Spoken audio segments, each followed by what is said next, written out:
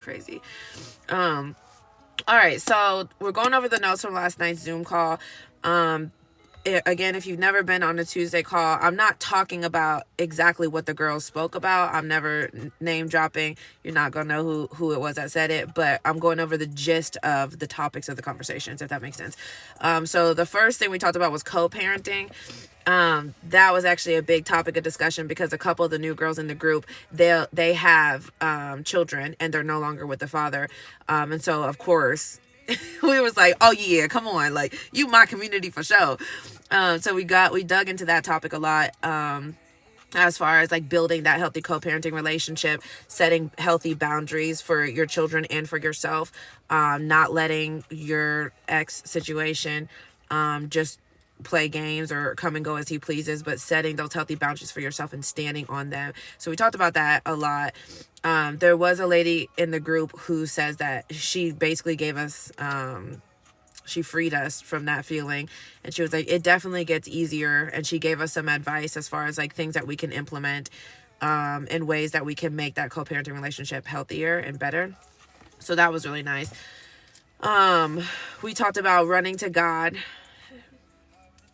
That's like always a topic of discussion.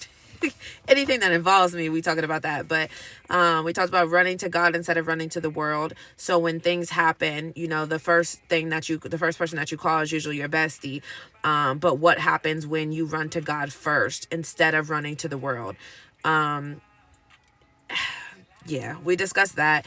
Okay, one of the ladies was talking about mom guilt. She brought up mom guilt.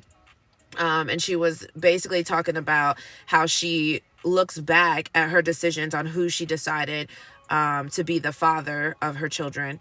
And she basically regrets it. She didn't really say regret. She just said like she wished she could go back and choose differently because she realizes now the effect that it has on those children. Like now those children have to grow up with this man being the father because of who she decided to sleep with. You know what I'm saying?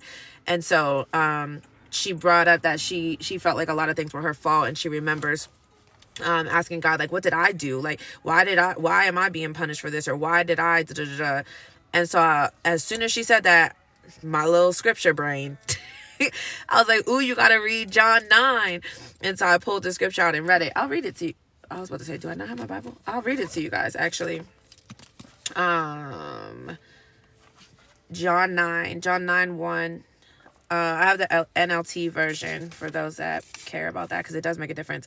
It's where Jesus heals a man born blind. It says, as Jesus was walking along, he saw a man who had been blind from birth. Rabbi, his disciples asked him, why was this man born blind? Was it because of his own sins or his parents' sins? It was not because of his sins or his parents' sins, Jesus answered. This happened so the power of God could be seen in him. Now that you should go read the story because the story actually was really good, but I had to highlight that in her head. I'm like, go highlight that in your Bible because we have to understand that just because something negative happens in our life or, whatever it is, there's a lot of negative that happens. That doesn't mean we're automatically being punished for something that we did. Like God uses everything for his good. So no matter what it is in your life, God's going to get the glory on that, period. So just because something bad is happening does not mean that you did something to cause that to happen. And I know people say that, but I needed scripture on that. I'm like, are y'all sure? Because how do y'all know that? How do y'all know that I didn't do something wild to deserve this punishment? So I thought that was beautiful because there was that mom guilt there. They're like, well, which one of his parents sinned? Like, was it his mama or his daddy that sinned so bad or did so bad that now their child is born blind? And Jesus is like, no, what are y'all talking about? Neither of y'all sinned. Neither of y'all sinned. Like this little baby was born blind because I have a story. I have a purpose for this little blind boy. Like he's going to have a huge purpose and a huge calling in this world. And it's going to be fulfilled through this little child. I need him to be blind so that this whole purpose can come to pass. Ooh, Jesus. When I say that two little scriptures freed me so much because we so often can feel like stuff is our fault. Now, again, on the Zoom call, we were aiming this. The topic of discussion was mom guilt, but there's so many different things that we can put this into perspective for. But mom guilt was the topic of discussion for that. So again, that was John 9. I read 1 and 2. John 9, verse 1 and 2. And I read the NLT version. What else did we talk about? We talked about fighting fears. Finding strength in solitude. We talk about solitude and isolation all the time. If you're ever on any of my lives, we talk about that all the time because that is so hard. Being isolated, being in solitude, it was the hardest part of my journey by far. But finding strength in solitude, because when you're alone, like when you're all by yourself in a room and there's nobody for you to call on, you find your strength. When you survive that place where you didn't think you had the power to do so, when you didn't think that you could fight by yourself, but you survived that fight, that's when you find your strength. That's when you realize who you are. When you realize who you were called to be, who God created you to be. Not to mention when you're in solitude, as in you're going through whatever it is. Let's just give an example. You're going through a really hard time and you don't pick up the phone and call your friend, but you pick up the phone and call God. That's when you build your faith up. That's when you realize that you don't need anybody but God. You only need yourself and God. Everybody else is a bonus. Everybody else is the topping. That's why my private community is labeled the toppings, because those aligned friendships, those healthy friendships, they're the toppings on your Sunday, but they're not the ice cream scoops. They're not the scoops. You're the scoop. God is the scoop. And purpose is the scoop. You got 3 scoops of ice cream in your Sunday dish. And that's why a lot of us feel so lost and feel so overwhelmed and going crazy, because you're trying to make the wrong things scoops. That's not supposed to be like that. Anyway, so we talked about that. We talked about fighting fears and finding strength in solitude. We also mentioned like how much you learn when you face those fears, when you step into it, right? When you stop letting fear hold you back, but instead you bring fear with you along the journey. And I mentioned that to the girls. I was like, we have to stop trying to get rid of fear, because you're always going to be scared. Let's be real. You're always going to be scared of something, because every new season comes with new outcomes. Every new season comes with new unknowns. That comes with fear. You're going to be scared the whole time. If we're being real, I've been terrified the entire time. I've been literally terrified the entire journey. But I feel like what kept me going is learning to do it scared. Like, yes, I'm scared, but I'm here. Yes, I'm hurting, but I'm here. Yes, I'm in pain, but I'm here. Yes, I'm tired, but I'm here. Like, doing it anyway and pushing through those feelings, taking those feelings with you. I feel like that is what holds a lot of us back, is that we don't know yet that we're actually capable of doing that. So we let every feeling dictate our actions. We let every feeling hold us back from doing what we're supposed to be doing. Crazy. I needed to be here. Oh, I'm glad you're here. I did that with my decision concerning the cat. I consulted God first, and that's why I'm at peace. Come on, Miosha. That's what I'm talking about. I went to God first, and that's why I'm at peace. I love that. Good job. Do you think purpose is found or created? I think purpose is a lot different than what we think that it is. I think you find purpose in the journey, but I also think that you create purpose when you realize who God created you to be, if that makes sense. But I think that purpose is much deeper, but it's also much simpler. Purpose is very different than I think a lot of us think that it is. I think the purpose is the journey. I think the purpose is actually getting on the path and then riding that path out. I think that's what the purpose is. I don't think purpose is like one specific destination, like the world makes it seem.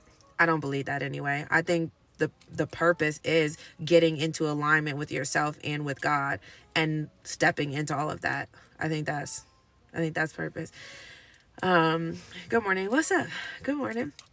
All right. So if you're just hopping on, we're going over the notes from last night's ladies night Zoom call. We do Zoom calls every Monday night at 7 p.m. EST.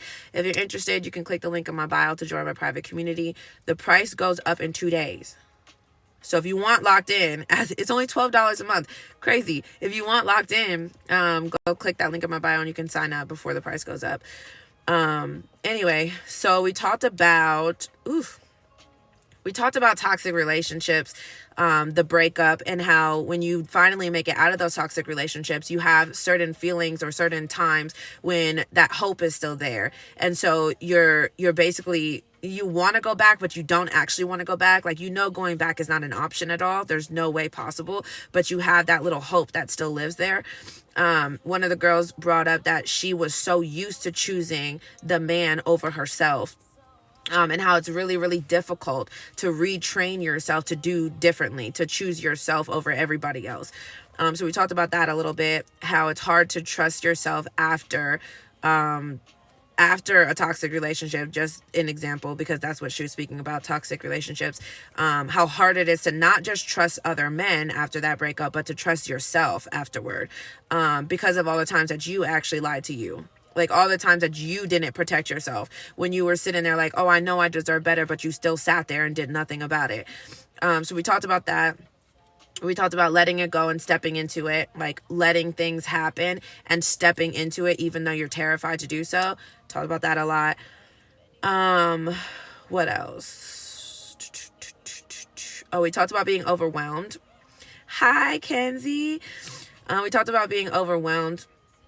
And, ooh, that was actually a good one. Because when she started crying, I was like, oh, Lord, where the tissues at? Because now we all crying. You saw everybody wiping their eyes, and I'm like, Jesus, this is getting deep.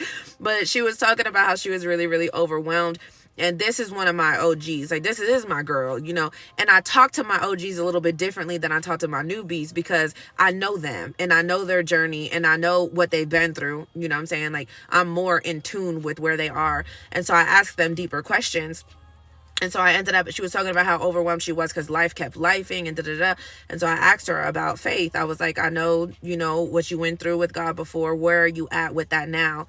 I did, disclaimer, first ask her if she was comfortable with me asking her questions, because there was a lot of new people on there last night, but she was perfectly comfortable. And so we ended up going into discussion about that, how just speaking from my perspective, I was really, really, really, really overwhelmed with life in general because I forgot the source. I was trying to figure out all the answers by myself as if I'm the one responsible to know everything, instead of going to the one that does know everything. So I was searching for all the answers instead of going to the one that has all the answers. Crazy. And then we wonder, so many of us do that. And then we wonder why we're so overwhelmed. You're overwhelmed because you're trying to do God's job. Crazy. So we talked about that, and doing it without God. You're trying to find and figure out your routine. She brought up, this specific person, she brought up how at first she was trying to do my life. She was trying to do my routine. She was trying to basically copy exactly what it is that I do because I look successful. And she knows that it's worked for me, so she wanted to do it too. And I'm like, jail, this is like my worst nightmare. I'm like, I tell you guys all the time, do not try to copy my routine, because the thing you guys are missing is that I never sat down and tried to build this beautiful routine for myself. I went to God and God built the routine for me. God's like, try this. I'm like, cool, let's try it. I found success in that, so I implemented it into my routine. Like, that's it. I'm like, I've been telling you guys this from the first live. Please don't copy my routine. Go to the same source as me. And God will literally give you a routine that works for you, not for Chelsea. I was like, please stop saying that. Don't do that. No, like, that's the worst nightmare. But she said that was like at first or whatever. So yeah, we talked about finding and figuring out our routine, and going to God for that. You can go to God for everything. You can literally go to God for everything. She brought up feeling alone. And that was when we all started crying. And it was, I mean, we was already crying, but it was just over after that. I was like, this is a mess. I'm about to snot nose right here. But she was talking about feeling alone. And the reason, to be honest, I cried is not just because she felt alone. I realized that. I saw the depth in that. But to look at all the women's faces and to know that they're resonating with that. Like when so many of their little faces dropped, and I was like, oh, Jesus. I feel like that hit me differently. But she brought up feeling alone and how she knows that she has a lot of friends, and she has like a lot of support, but she still feels alone. And I'm like, again, this is my OG, so I talked to her a little differently. And I was like, you feel alone because you're missing the source. You feel alone because there's a void that you're trying to fill with other people that only God can fill. That's why you're in a room full of people. That's why you have a whole list of people that show up for you on a consistent basis, but you're still lacking something. You still feel like there's like this void inside of you. That's because there's a scoop of ice cream that only God can fill. You cannot put somebody in God's place and expect to feel sustained. You cannot do that. You're not going to feel fulfilled filling God's place with something else. It does not work like that. You're going to feel alone forever because you're missing a whole scoop of ice cream. We talked about this a little bit on live yesterday, like how it was men. how a lot of us are trying to put men in God's seat, in God's place. So when you have your 3 scoops of ice cream, yourself, God, and purpose, we're not trying to go to God. We barely have ourselves. So we barely had the first scoop. We're not really trying to go to God. We're putting something in God's place. So now we barely have ourselves. And then you have what? Either a worldly man, or you, even your friends, it's not just negative things, even positive things. You're trying to put your supportive friends as a second scoop. It don't work like that. And then you're expecting to find purpose. How are you expecting to find purpose when you barely know yourself? Because if you don't know God yet, then you don't actually know the person you were created to be. You only know the version of yourself that the world created. You're not going to even find purpose like that. You're only ever going to find a worldly purpose without God. So you barely have yourself, and then you're trying to put all your supportive friends as the second scoop, and then you're expecting to find purpose. It doesn't work like that. It does not work like that. You cannot take shortcuts. We literally talked about this all last week because it was PNJ's sermon. You cannot take shortcuts. You cannot put somebody in the place of God and then expect life to turn out how you think that it's going to turn out, or how you want it to turn out, or live this life of abundance. That's crazy. That's literally saying you want what God has for you without having God. You want God's promises without being close to God. That's crazy. That is crazy. I'm like, bro, the reason you feel alone is because you're trying to put something in place of God. You cannot do that. You're always going to feel that void. And I always specify, I'm like, you can do that. You can do that because you have free will. You can do whatever the heck you want to. If you really knew that, life is scary when you really know the power that you hold. Like, I can go mess my whole life up right now if I wanted to. Truly. I could go mess my life up right now. I can go, I'm not even going to say what I'm going to do because it was a guy walking down the street. I could go mess my whole life up right now if I wanted to. You could mess your whole world up right this second if you wanted to. And with that knowing, you can also go fix your whole life right now if you really wanted to. Crazy. The reason you feel alone is because you have a void that only God can fill, and you're trying to fill it with everything else but that. Craziness. Finally, I'm on my second page. Girl, when is your prices going up? And is it a one-time at work nights? What time do you do the call? So the calls are Monday nights at 7 p.m. EST. I don't know yet if they're going to change because the group is growing so much that it's like, I don't know if I'm going to have to do 2 separate nights, or I'm still working with God on that one. But right now, as of right now, they're Monday nights at 7 p.m. EST. And the price is $12. It's a monthly membership. So on February 1st is when the whole rebrand changes. So you get access to the Zooms. So we do once a week. So 4 times a month you get on the live Zooms. You also get added into close friends on Instagram, which is more of like me and my daily routine and my daily feelings, like where I am right now, things that I'm currently overcoming. You get added into the group chat on Instagram. So it's an accountability group. So we check in with each other all the time. You literally get a whole friend group. And then, like I said, with the rebrand, we're doing weekly Bible studies together. So in February, we're going to be studying the book of Matthew. So we're doing all that. There's so much. There's so much that we're doing. We're like a big old group of friends, like-minded women. It's beautiful, to be honest. I was crying about that a lot today because the way that the ladies were speaking about the group last night was so wild to me.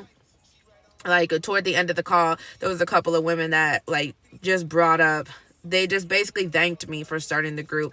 And one of the ladies said that she feels like it's a home. Ooh, see, I'm gonna cry if y'all really have me say this back.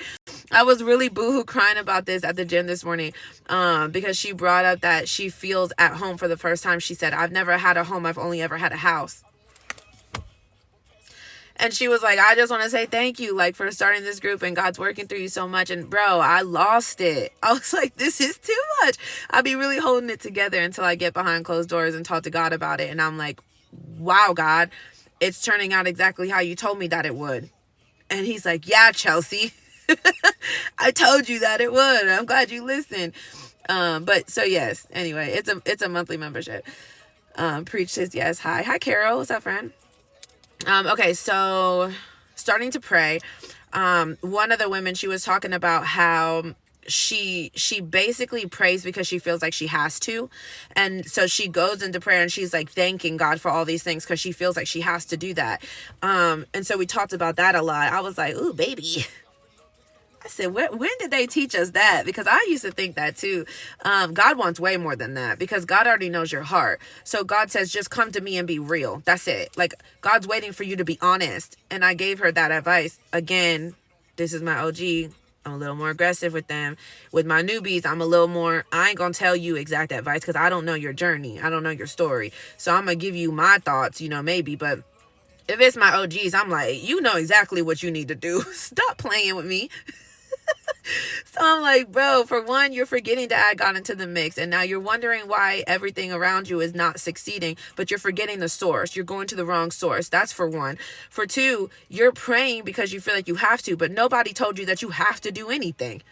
Like, you don't have to do anything. You need to go to God real. God's literally standing right there waiting for you to be honest, because he already knows.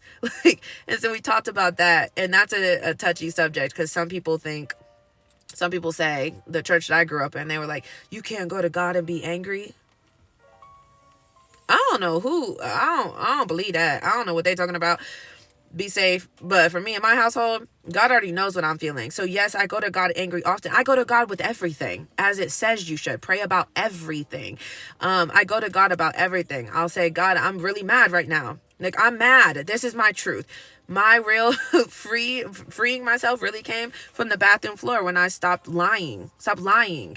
You're lying to yourself and you're lying to God. You're sitting there saying, I'm thankful for this. I'm thankful for this. I'm thankful for this. Okay, great. But you're forgetting to mention the fact that you're pissed off. Like, I'm telling you, it's so freeing when you go to God honest and you're like, to be real, I'm mad right now.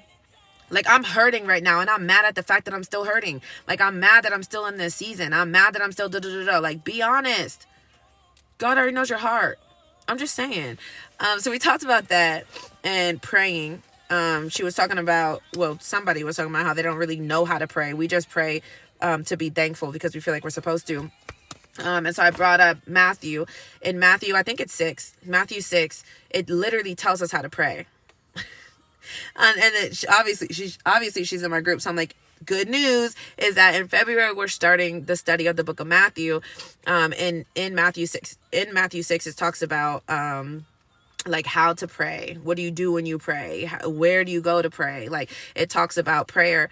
And then that kind of got us into the discussion of my love for the Bible. Y'all know I love it. I just love it. I love reading it.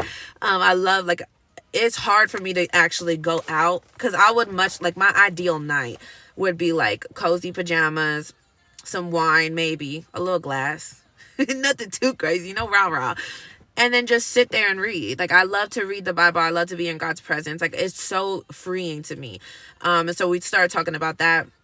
And one of the ladies was like, thank you for, always talking about the Bible so much, because I never liked the Bible. I never understood it. And so I was like, bro, this has all the answers. It's crazy to me that people don't see that. Like, we literally spend so much time and energy looking high and low for the answers. And it's literally right here in the book. Like, we some clowns. we some clowns. Anyway, so we talked about that. Again, that was Matthew 6:6, which is where it talks about prayer. Not this Kia rolling down the street. That reminds me of Nika. Okay, but speed up, because now you're making me sad. What you going so slow for? Jesus. Oh, I thought that was coming. Nika! Speaking of the devil. That's so funny. I was like, why are they pulling into my driveway? They pulled into the neighbor's driveway. Anyway,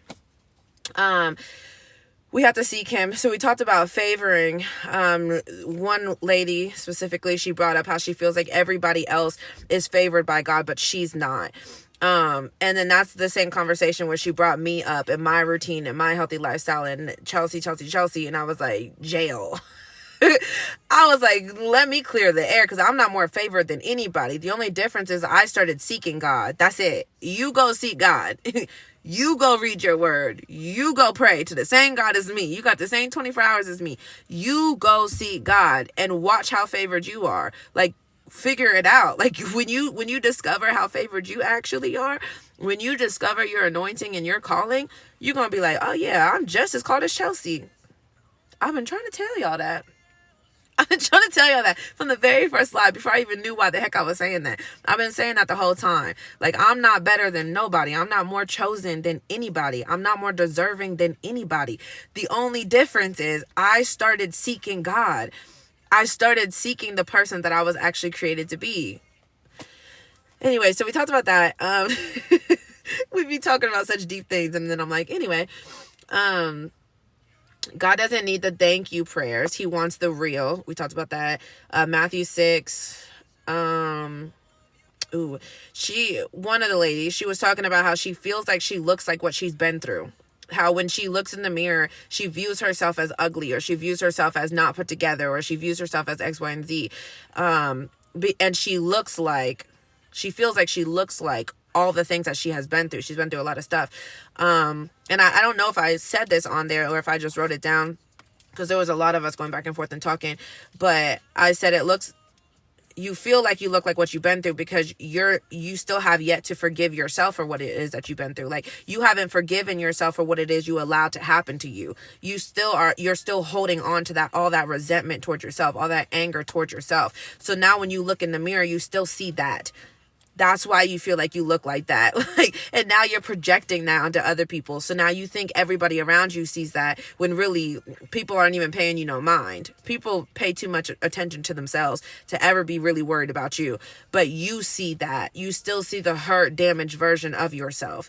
I don't know if I actually mentioned that or not, but we started talking about appearance. So I put like makeup and lashes and stuff. We started talking about that. And then hair, a couple of the girls brought up my hair a couple times, because I made that video where I was talking about how it's crazy that I used to hate my natural hair, because I grew up in a town where it was like 1% other, literally. And so I just wanted to be pretty like all the little white girls around me. And I'm like, her hair's so straight, her hair's so flat. When I wear mine out, it's big and poofy, and I look weird and I look different and da da da. And so I always relaxed my hair. I always flat ironed my hair. I never ever wore my hair natural. Or curly at all, because I just wanted to be like everybody else. And not to mention, the men in my family always made fun of my hair. They were like, ew, why it look like that? Ew, why is it that texture? Ew, why is it so? Why is it so? Why is it so? And so that made me not like it. Like that made me look at it differently and be like, oh, maybe it is ugly. Maybe I don't like this. And so I never wore it like that. But so I brought all that up, and I was like, but I think that it also had a lot to do with the fact that I didn't love myself. Like, no matter what, and I think that's what we miss a lot, is that we think when you change something physically, you're going to change how you feel about yourself mentally. And that's not true. Like, you can lose all the weight that you feel like you need to lose. You can change your hairstyle. You can find your makeup routine that suits you. Like, it don't matter. It literally does not matter. You can make all the changes possible. And if you don't love you internally, if you don't love the person you are, you will never fully be happy with yourself on the outside. And that was a lesson that I learned the hard way. But it's also a beautiful thing, because then when you really do start to love yourself and get to know yourself and become your own best friend, it's like, I don't care about none of this. I don't never be on here with no full on face anymore. Like, it doesn't bother me, because I feel like when I look in the mirror, I see myself for who I actually am. And that's the truth. So when you view yourself in a negative light, you see yourself in a negative light. When you stop viewing yourself in a negative light, you stop seeing yourself like that. So now it just really don't make a difference. Like, I really should throw on some lashes. Chelsea, come on, do a little something. But I'm always fresh out the gym. What am I about to do all that for? Anyway, that was the moral of that topic. Learning to love yourself internally so that you will learn to love yourself physically, like on the outside. I always think that truck comes way too close. Do I just be paranoid? Because it be coming mad close. Listen, for those that were on the Zoom last night, yeah, that's why you was inching like that. Yeah, he almost got me. Almost got me. Anyway, those of you on the Zoom last night, randomly there was like a car alarm that kept going off outside of my window, and I'm like, is that my car or not? And so eventually I got up to see, and it was my sister's car.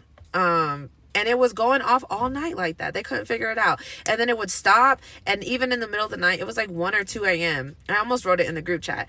But it was 1 or 2 a.m. and the alarm was still going off. I was like, are you kidding me? Anyway, those of you that were on the Zoom last night are gonna think that's funny. Otherwise, you're gonna be like, why should you just tell us that? Okay, so one of the women, the back and forth pool, one of the women brought up that she feels like she's very back and forth. She feels like she keeps starting and going, and she's finding success, or she's feeling good, and then she gets pulled backwards. Like she's going through like this back and forth, 1 step forward, 10 steps back type of thing. And so my advice to her on that, this was one of the same women that we talked about faith and how she was lacking God. And I'm like, when you're lacking God, you're always going to feel that back and forth pull because you're missing the source. So the world is pulling you. You know what I'm saying? Like you're pulling yourself forward and the world's pulling you back 10 steps because you're missing the source. So that was my main piece of advice to her on that. Although we ended up talking about that for quite a long time. Okay, another. It's like I can hear them saying it in my head when I read it on the notes. Can't give time and energy to yourself because you're giving it to everyone else. One of the women was talking about how she feels like she has energy for everybody else, but she doesn't have energy for herself. Like she feels like it's very easy for her to give love and give time and give effort to other people, but when she goes to give that to herself, she feels like she can't do it. And I'm like, bro, you can't do it because it's gone. Do we not realize that we all only have a certain amount of energy within us? And so when you're overextending yourself to all of your friends, like you're pouring every ounce of what you got into everybody else, not just your friends, but your relationships, your situations, your job, your life in general. You're pouring every ounce of what you have into life. And then you have 0 ounce left for yourself. So it's not always personal. It's not because you don't like yourself or you like other people more. Sometimes it definitely is that, but sometimes it's also that you simply don't have enough. You don't have enough because you're overextending yourself. And that's why they say you have to pour into your own cup. You have to fill your own cup first. That's why I wake up 5 hours before my child wakes up, because I have to fill my own cup first if I have anything to pour into him. Otherwise, he's only getting the drips that I have left from the previous day, which is usually not that much. That's why it's so important. And I said that's why isolation helps so much. Because when you're isolated, as far as when you take a break from everything, like you take a break from all the text messages and scrolling through social media all the daggone time and hanging out with people, like when you actually isolate yourself for a second and you sit in that room by yourself, you realize, for one, that you were all you ever really needed, but you also realize what it feels like to pour that energy into yourself. You start to feel what it feels like to have a full cup, and then you will never go back. I'm just saying. When you actually feel what it feels like to have a full cup, you will never settle for living life with half a cup. That's crazy, because it's so much better. Like that's when your energy starts changing. You stop allowing everybody to sit at your table. You start watching all the energy that you get to people. You stop allowing everybody to come into your space. You move differently after that. After isolation, you move differently. If you have never been through isolation, do it. No, it's really hard, actually. Isolation is so freaking hard, but it's so freeing. It's so freeing. I found myself in isolation. I mean, I learned a lot. I could write a whole book on that. Anyway, so we talked about that. If you're just hopping on, hi Bree. If you're just hopping on, we're talking about the notes from yesterday's Zoom call, yesterday's Ladies Night Zoom.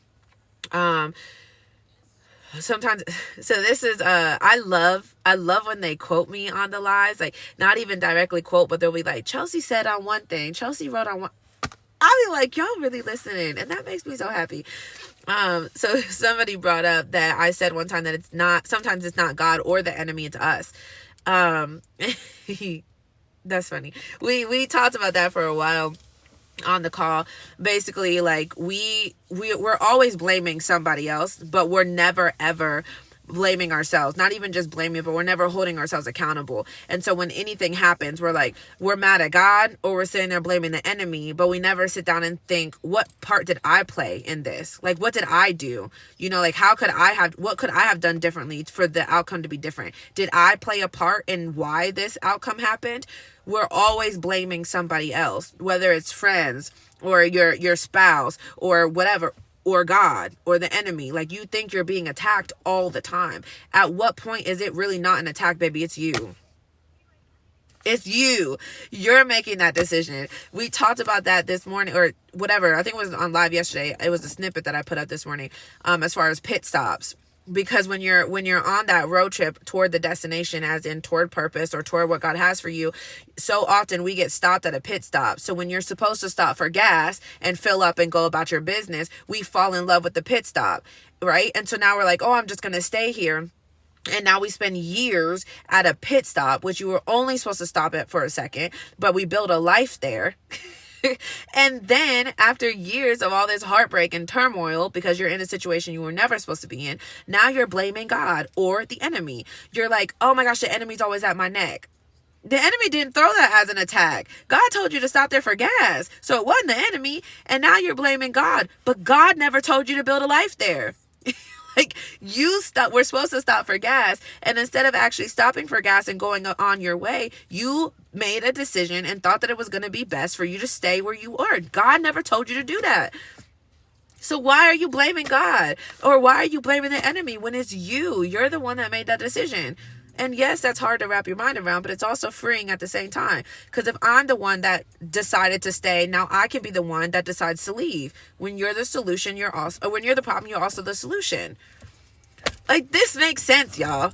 Is it just me? Because I really do get it. Morning besties, did my thing. Love your vibe. Hi, Chad. Thank you. Allowing the problem is me. Hi, Tyra. I know, we're all the problem. I'm the problem, it's me. But you're also the solution. So don't stay there. Don't stay at the pit stop. Don't stay at, oh, I'm the problem, it's me. No, I'm also the solution. And that's what I'm saying. That's the most freeing part of it all. Like, when you're really at that pit stop, for one, when you open your eyes and realize it's a pit stop, I'm telling you, the deep breath that I took when I opened my eyes in real life on that bathroom floor, and I was like, this is not permanent. This was never supposed to be something that I stayed at forever. This was supposed to be a pit stop. That man, that relationship, that situation, it was supposed to be a pit stop. That's it. I needed to learn a lesson, or maybe I needed to have that child to fulfill the purpose that God has for that child. Like, I needed to bore this child, and I wasn't supposed to stay here forever. Like, you never know. Some things are meant to be pit stops, and we make them permanent, and then we feel like we can never get out. We feel like we're stuck there. But the whole time, you're just supposed to get gas and go. That's it. And the beautiful part is, even when you wake up one day and realize, I've made this a permanent spot and I've been here for years, you realize you're the problem. You realize you're the one that's been keeping you stuck. Yet you also realize you're the solution. Get in the car. Just get in the car. Break the lease if you have to, baby. Check out the hotel. Do what you got to do. But get back in the car and start driving. And that's the beautiful part of all of it. God will always literally be right there and be like, get back in the car. Like, he's literally right there with the door wide open. Just like, I've been waiting for you. You've been locked up in this household at this pit stop for 7 years. And you're blaming God, but it was you. It was you. And I feel like I said, that's so hard to like hold ourselves accountable for that, but it's so freeing at the same time. Because now you can stop being mad at God and be mad at yourself. Just be mad at you for a minute and then fix it. You know what I'm saying? Don't live there. That's a pit stop too. See, a lot of seasons are pit stops. Like a lot of seasons, if not all seasons, you're not actually meant to be there for the rest of your life. If you're on any type of faith journey, if you're letting God lead your life, he's not going to keep you stuck in any situation unless you choose to. Now, if you're refusing to learn the lesson, if you're refusing to step into it, if you're refusing to do X, Y, and Z, God will keep you there until you're ready to learn the lesson, until you're ready to actually do the work that he needs you to do to become the person he needs you to become. Because he's not going to send you somewhere you're not prepared for. I'm just saying. Anyway, we talked. That's probably why we ended up talking about that a lot. Hi, it's me on the problem period. Me looking at me. Am I the drama? Am I the drama? Is it me? It is you. Sorry. Have a blessed day. I have to go. Bye, Carol. This week I needed to get up early to start the gym, and I needed to email prep. Did I do it? No. Ooh, y'all. That'd be my number one thing. I'm like, why do we keep telling ourselves we're going to do something and then we don't do it? It's like we don't see the extent of the damage that we're actually causing ourselves. I don't care how little it is. If you told yourself you finna drink that water and you don't drink it, that's crazy. That is crazy, because you would never allow a friend to treat you like that. That's really the crazy part. Is we expect other people to treat us better than we treat ourselves. Like if that friend that you had kept saying, "Oh, let's go here on this day," and then they kept bailing, you would not be their friend. Straight up, don't even come on my live and cat. You would not still be their friend if they kept bailing on you, if they kept lying to you, if they kept telling you they finna do something and then they don't do it. You'd be like, "Oh no, you're inconsistent. Oh no, I don't want to be around you." And then you wonder why you hate being by yourself. It's because your spirit is literally telling you, bro, I don't want to be around you. Because all you do is tell me that you're going to do something and then you don't do it. And not to mention, now you key like it's a joke. I'm not talking about you, Tyra. It sounded like I was coming at your neck. I'm not talking about you. Just in general, like we all do that, bro. And it's so irritating. Like, why? Why? You're laughing as if it's a joke that you keep disrespecting yourself like that. Like you're laughing like it's a game, that you're not, like, you don't realize that you're damaging yourself every single time you do that. Every single time you do that, you break a promise to yourself. Be for real. That's crazy. And then you wonder why you end up hating yourself. You end up hating yourself because you spent years upon years upon years upon years doing horrible things to yourself. You've been disrespecting yourself forever. You've never really been a best friend to yourself. Be for real. You treat other people way better than you treat yourself, because you would never do a best friend like that. You would never do a best friend like that, no matter how little it was. No matter how little it was, you would never. But you do yourself like that on a daily basis and then really want to scratch your head. Like, why do I not like me? Why would you like you is the question. Why would you like yourself? That's crazy. You treat yourself like trash. Tyra, you triggered the life out of me, because why? Why do we do this? We think it's a joke. Like, we think it's a game, that we treat ourselves like trash and it's just supposed to be okay. Why? You are stuck with yourself for the rest of your life. Literally, there is nothing that you can do to get away from you, ever. There's nothing you can do. You can't break up with you. You can't ignore you. You can't hide from you. You're stuck with yourself for the rest of your life. So it's not a game. It's not funny. It's not okay that you keep disrespecting yourself. You keep ignoring your own voice. You keep silencing yourself. Like, why? Why? That's crazy. That's crazy. Anyways, hold on. Let me see what you said. This girl said, we don't trust ourselves because we don't keep our word to ourselves. We literally don't. We literally don't. And we oh my gosh, it's the keys for me. Y'all know I can't stand it. If you, like, it's so funny. Like, I'm not finna do it. I just don't think that that's comical. Like, my friends do that too. Like, we be on FaceTime and they be like, I told myself I was gonna go to the gym, but like, that is not funny to me. There's a lot of things that I'm a kiki about, but that's not one of them, because you're damaging yourself. For what? For what? What's the reason? What is the reason? If you tell yourself you're finna do something, you need to get up and do it. And I'm that friend, period, anyway. Like, if I tell you that I'm finna do something, I'm going to do it. Or I'm going to tell you what happened and I'm going to explain myself. That's another thing. We have too many freaking excuses. What's the reason? If there's no reason for you to not do it, then do it. Just do it. Don't make excuses. I talked about that in a video recently. Like, I do not do excuse days anymore. I can't do it. Reason days, sure, I suppose. If there's a valid reason as to why I can't get up and go to the gym, then cool. I won't go to the gym. But I used 28 years and made excuses the whole time. You are out of excuse days. I'm just saying, you're out of excuses. There's literally no more. You know at this point that you're lying to yourself. You don't even believe yourself. You don't even believe yourself. You're lying.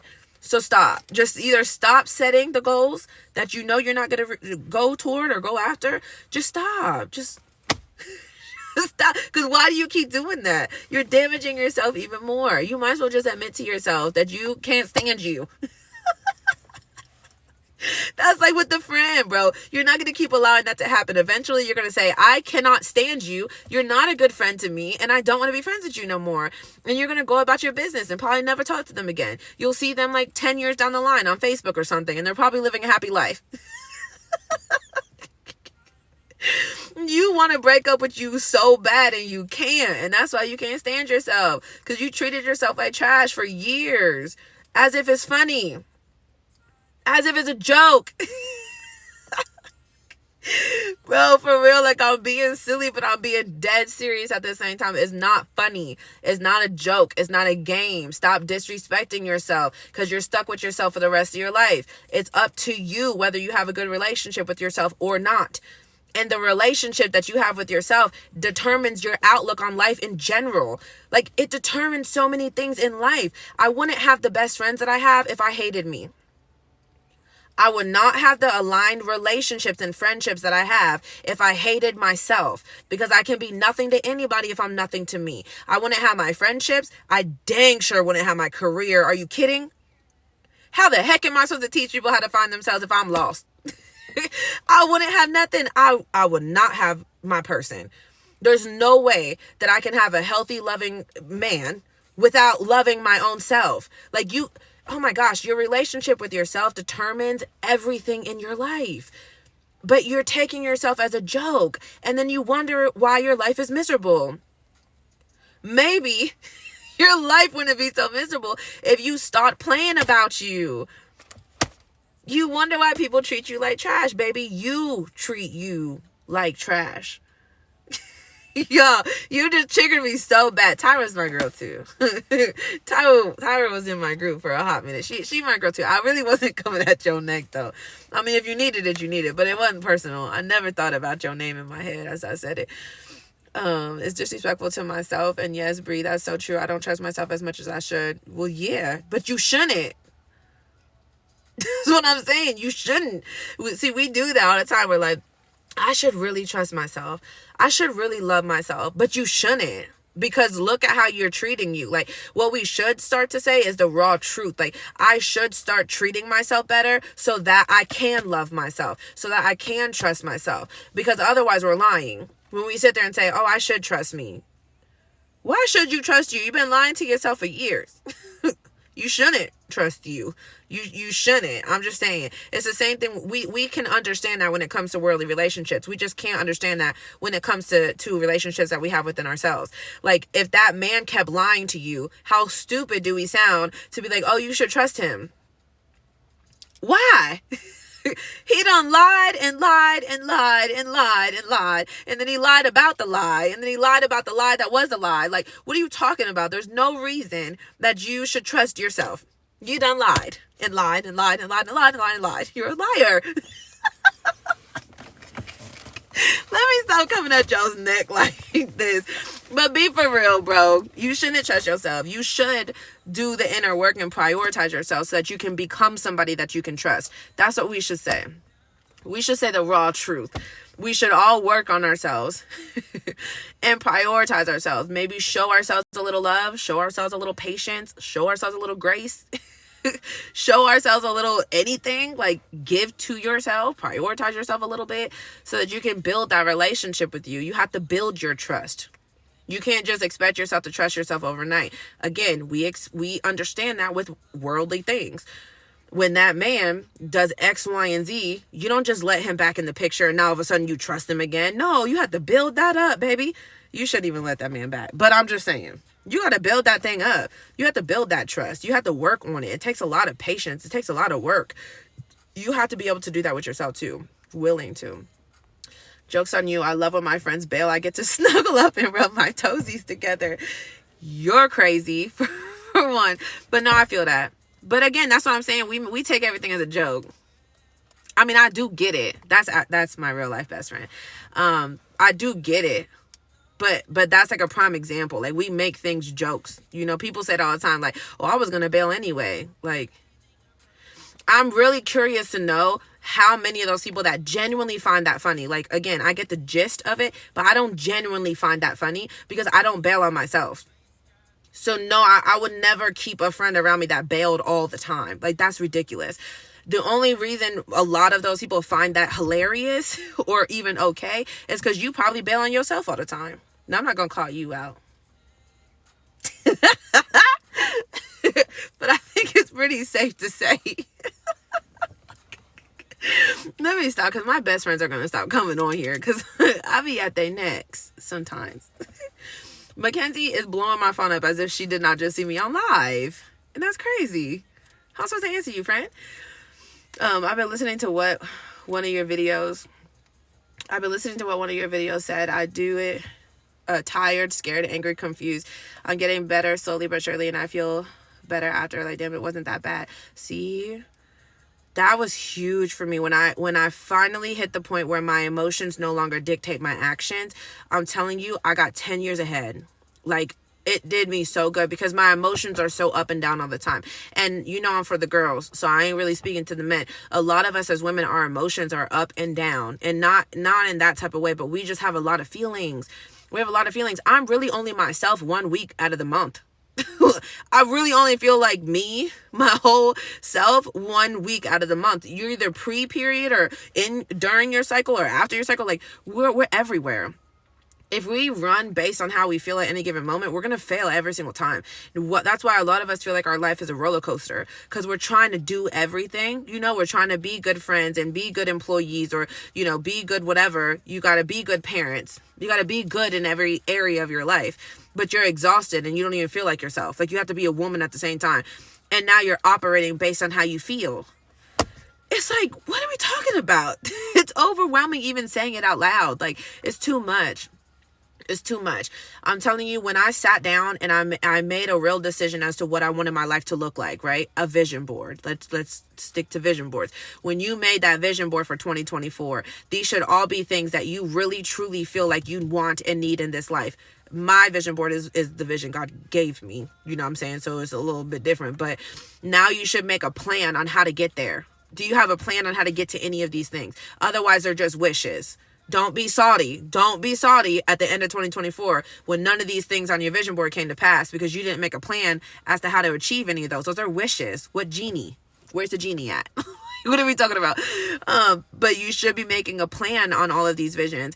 And that is what should be leading you. That plan should be your why. That should be your reason for waking up. So when I wake up in the morning at 3:30 in the freaking morning, I don't sit there and think, do I feel like doing this? It doesn't matter what my emotion is. I'm just sticking to the plan.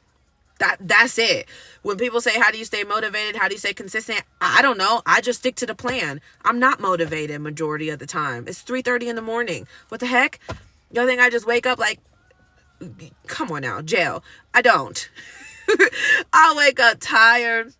I got so much going on. I'm either overwhelmed. I got spiritual attacks left and right. Like, there's so much going on in my little world. It does not stop me. Why? Because I have a plan. So all I'm doing is focusing on the plan. I don't have to sit there and think of a plan all the time, even when I'm sad and even when I'm tired and even when I'm angry. No, I take those emotions with me. I put them in my little gym bag and we stick to the plan. The problem is, a lot of us, again, I'm only really speaking to the women, a lot of us, our emotions are so haywire and we have no plan. So now you're trying to plan every day with all of these emotions and you can't do it. And then you wonder why you're overwhelmed, or you wonder why you stick to the plan for a day and then you stop because your plan wasn't even intact. You made the plan on a whim with all these emotions. Stop. I did not mean to come at y'all like this morning. It was supposed to be a cool, calm, collected conversation. That was y'all in the comments. It wasn't me. You're the problem. It's you. It's like, nah. I'm kidding. I'm irritated at myself because I beat myself up the next day. Tomorrow going to be a new day. I'm going to do it, period. No, please keep going. No, please keep going. I needed this morning. Oh, I'm glad you were here. That's a word. I never do and need to. She just said, time's up for excuses. Yeah, excuses are so ridiculous. It's childish at this point. It's so childish at this point. Like, that's what I really feel when people say that. Because my friends still do that. And for one, I don't do that anymore. Like, I'm not about to sit up on FaceTime and listen to people make excuses all the time. I'm like, this is old. Like, respectfully, at this big age, I just don't think it's funny. I don't think it's cute. Like, where are you headed? What's your plan? Because you keep making all these little pit stops and keep keying all the daggone time, making excuses for everything as if you are not hindering or delaying your destination. I don't like that. I'll be like, no, that's why I don't talk to a lot of people, because y'all think it's a game. I'm not risking my promised land because y'all want to kiki. I'm not risking my promised land because y'all want to play games. We're too old for that. We're too old and too young. Like, no, there's not enough time. There's not enough time. If I had endless amount of time on this planet, okay, cool. We can kiki for a little while, but I done wasted 28 years of my life. I'm not wasting anymore. And that's not to say that I'm so serious and so strict all the time. Heck no. But it comes with me. If y'all want to kiki, cool. Get in the car and let's go. Like, we gotta go. You know what I'm saying? We can kiki on the way, but I'm not stopping at a pit stop to kiki. Y'all been there for years. I told you guys on a recent live, I can't be around still people anymore. That used to be my comfort zone. We still here. We still struggling. We still complaining. You still doing everything you used to do. You still in high school, dang near. Your mindset is still in high school. You're still stuck. I cannot be around still people anymore. If you're not trying to find a solution, you have to get out of my car. And I really truly mean that in the most respectful way possible. Like, we can ride side by side, I suppose, but you're not getting in my car if you're still anything. You still crying about the same situation that happened 10 years ago. You realize that the enemy hasn't even sent new attacks to you in years. You're just still crying about the same attack that the enemy sent you in high school. Let it go. I'm like, bro, you're still there. You're still there. We have to stop. We have to find a solution. It's crazy because you don't do what you said you were going to do just to sit there bored like insane. Yeah, it's ridiculous. That's because it becomes comfortable, Selena. That's why. Because it becomes comfortable to us. Like, we're so used to not holding true to our promises or sticking to our word that it's like this is normal for us. Like, we don't even feel bad anymore. We're used to it. That's so sick. That is so sick. It's not even that you have anything else to do. You know what I'm saying? You just don't feel like it. You just don't feel like showing up for yourself. Oof. I can't. There's nothing that bothers me more nowadays than that. Like, what are you talking about? We live life like we have endless amount of days, and that's crazy to me, because the raw truth is that we all have an expiration date. And I'm telling you, if we had like that big projector on the wall with the days counting down in our rooms, we would live different. You can't convince me otherwise. You would make different decisions if you sat there and you literally watched every time that clock hit midnight, the days went down. You realize that's what's happening, right? You literally realize that that's what's happening. You just don't see how many days are ahead, which should give you more motivation to do better today. Not next year, not at the end of this year. No, today. Like, that should give you more motivation. The fact that you don't know how many days are left. Like, you have no idea. Your days could be very limited, and you're still laughing like it's a joke, that you're not showing up for yourself, that you're taking yourself as a joke, like you're not paying yourself any attention. You don't love yourself still. You're still showing up for other people more than you're showing up for yourself. And what's going to happen? We talk about that often. That my biggest fear was ending up alone. And now my biggest fear is ending up on that deathbed and not being able to say that I tried. Can you freaking imagine? When I tell you that, it scares me so bad to even think about. Can you imagine being on that deathbed and being like, dang, I just didn't feel like living life.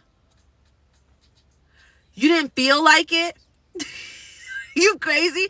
Can you imagine laying there and being like, I bailed on myself my whole life? And you have nothing to show for life because you thought it was a joke to bail on yourself every 2 seconds. Like, you didn't actually chase after anything. You spent your whole life trying to get out of the habit of bailing on yourself because you took it as a game.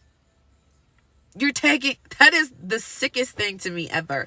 You think it's a joke. You think it's a game, as if there's not going to be a day where you are no longer here. You have no more chances. Like, you're out of chances. And you're still using endless excuse days. Like, you just have endless chances. That is so sick.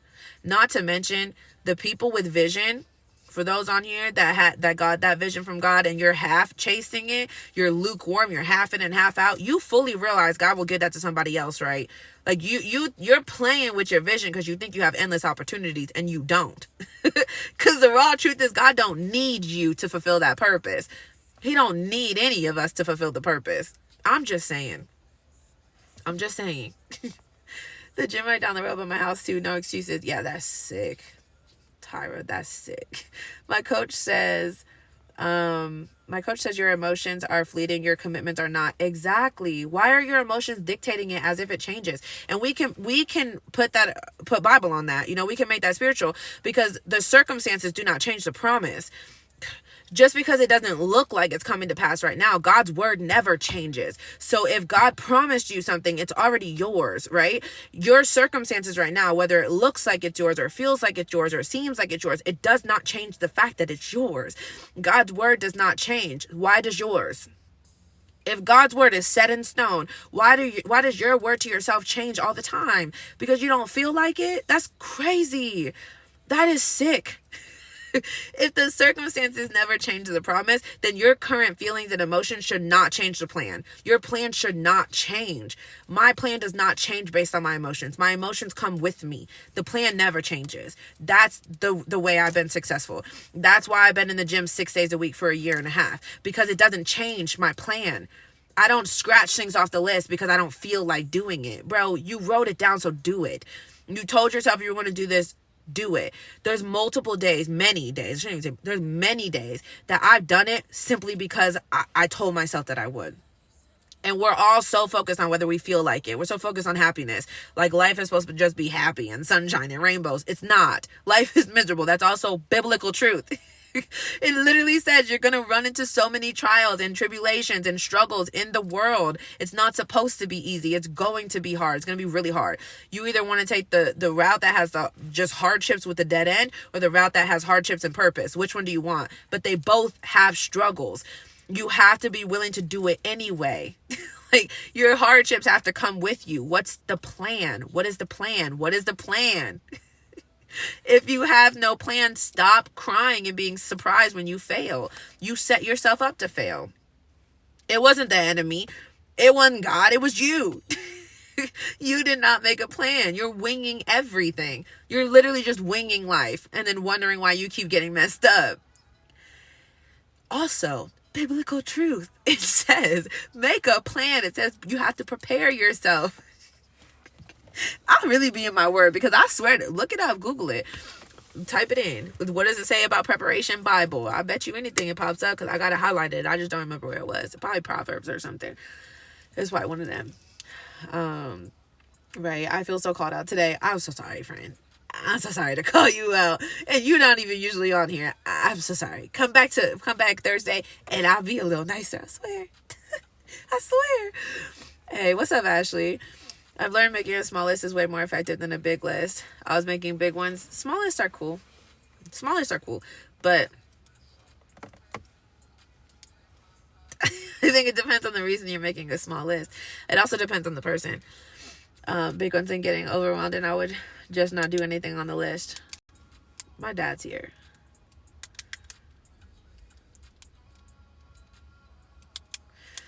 Yeah, let me read that back.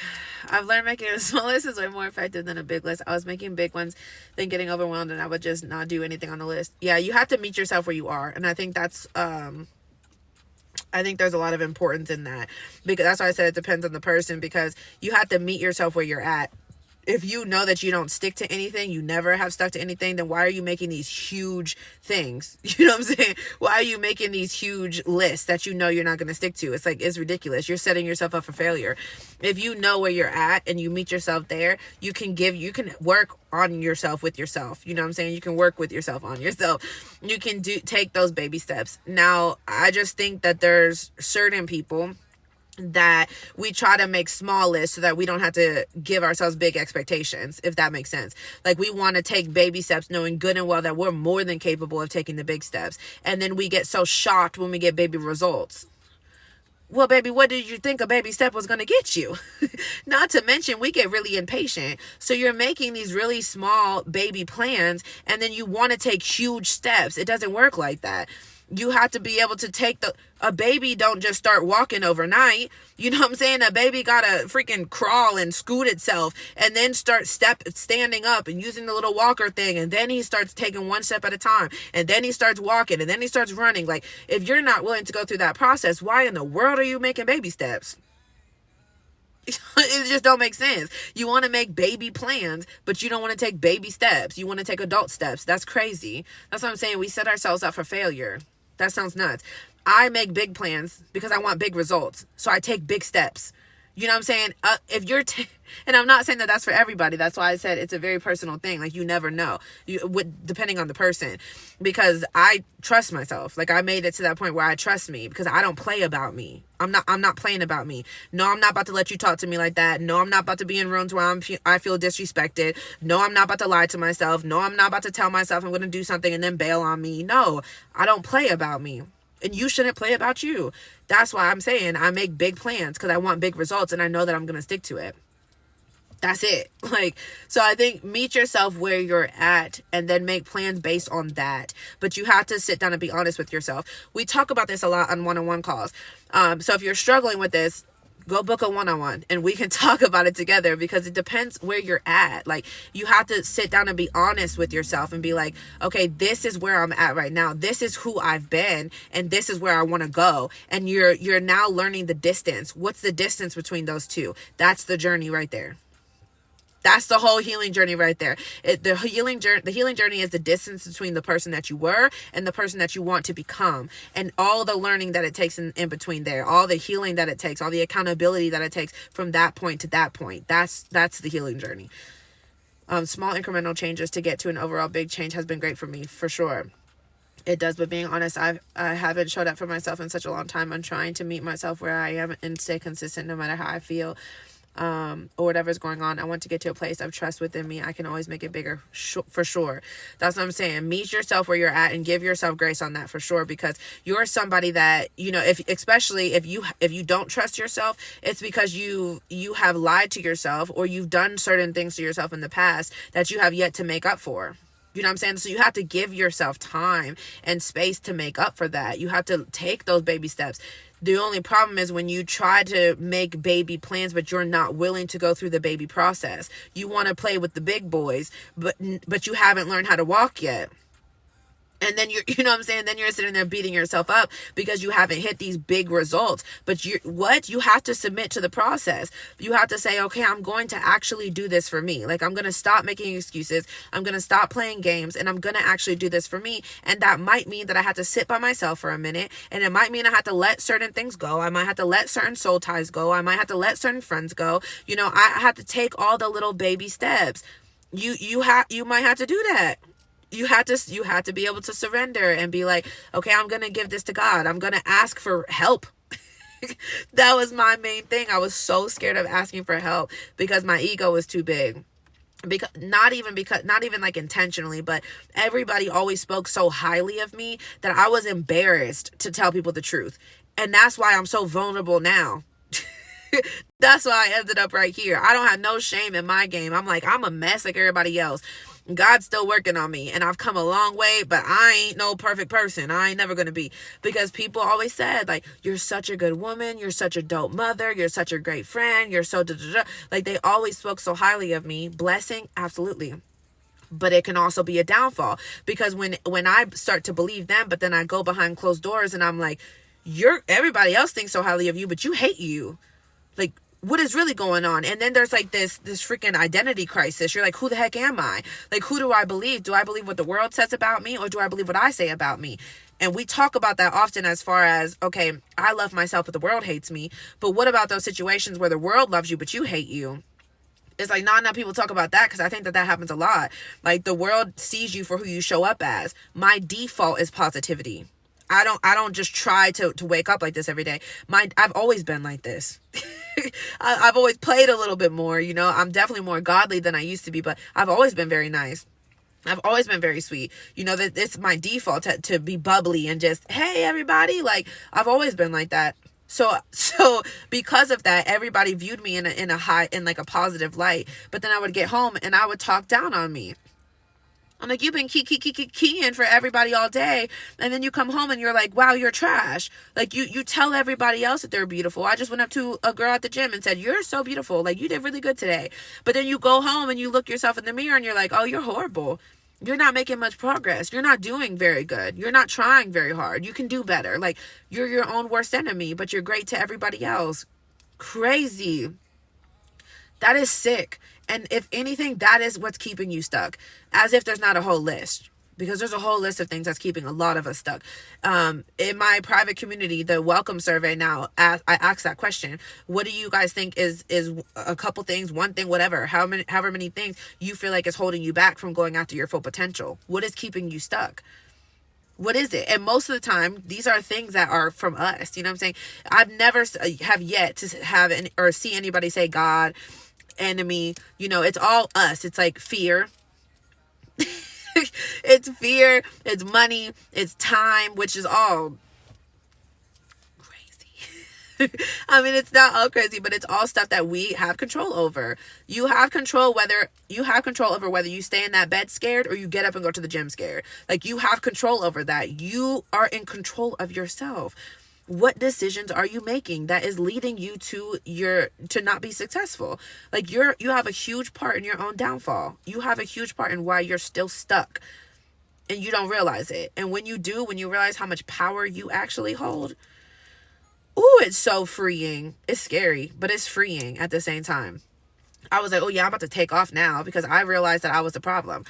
I heard a pastor say, and you guys hear me quote it all the time. I will never stop quoting it because it freed me so much. He said, a lot of us, we feel like we'll hit our breakthrough once we reach this certain place, once we get this certain thing, once we hit this certain number in our bank account, or we get the house that was promised to us. Like, we think that our breakthrough is once we hit a certain mark or make it to a certain place, not realizing that you hit your breakthrough once you realize what it is that's been holding you back.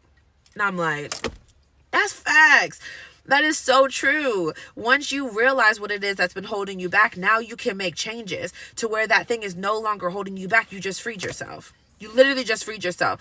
That's why I always say, when you realize you're the problem, you realize you're the solution. You realize that is the one thing holding you back, is you. And I'm not saying like you're to blame for everything, because of course we have circumstances, we have life. You know, you do have a lot of spiritual warfare. Like, you're fighting a lot of spirits, but a whole lot of our decisions and a whole lot of things that are causing us to stay stuck is from us. We are deciding to act like that. We are deciding to not, prioritize ourselves, pour into ourselves, try to do better. You're not even trying. You're just distracting yourself. You're not actually trying. Don't do that.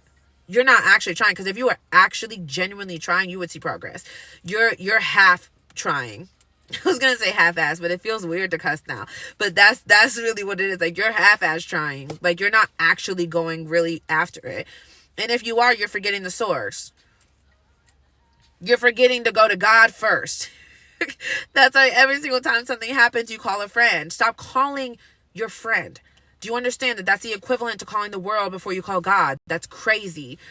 And then you wonder why you're falling more and more and more into the world. You're falling more into misery. You're falling more into heartbreak. You're falling more into all these things. But you call on everybody in this world before you ever call on God. You're sitting there texting books to all your friends when something happens. Like, you just vent to everybody all the time. You have vented to 5 different people before you ever call God.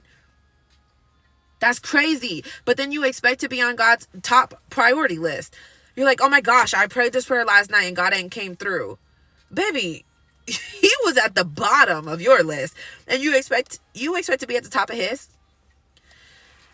You see, y'all be really triggering me. Y'all be really triggering me, because that was not what the thing was supposed to be about. We were supposed to go over the notes today. It was Tyra that triggered me from jump. I forget what she even said, but I've been on a rampage ever since, because what are we talking about? Oh, she talks about, she always tells herself she's going to do something and don't do it. And I'm like, first of all, you just hit your breakthrough, friend, because you just realized that you're the problem. You're the one holding yourself back. Hold on. Oops, I almost clicked block on accident. All of this, baby, after our video last night, I realized that I was avoiding the isolation, but I was already alone and broken. But I also realized I was still hiding from myself, so I didn't think it would get better or fear I would still feel alone. Ooh, I realized I was avoiding the isolation. A lot of us do. That's why a lot of us stay stuck. That's what I'm saying. The fact that we get to decide if we actually step into that or not, that's what I mean. Like, we're holding our own selves back. Because why? Why not just step into it? We talked about that kind of on the call last night. I'm like, we're already miserable. What do we have to lose? Like, that's what I don't be getting. I'm like, what do we really have to lose? Like, you're already miserable. What the heck is going to happen? You're going to ruin your life? I hate to break it to you, baby. You already can't stand your life. Like, you already hate it here.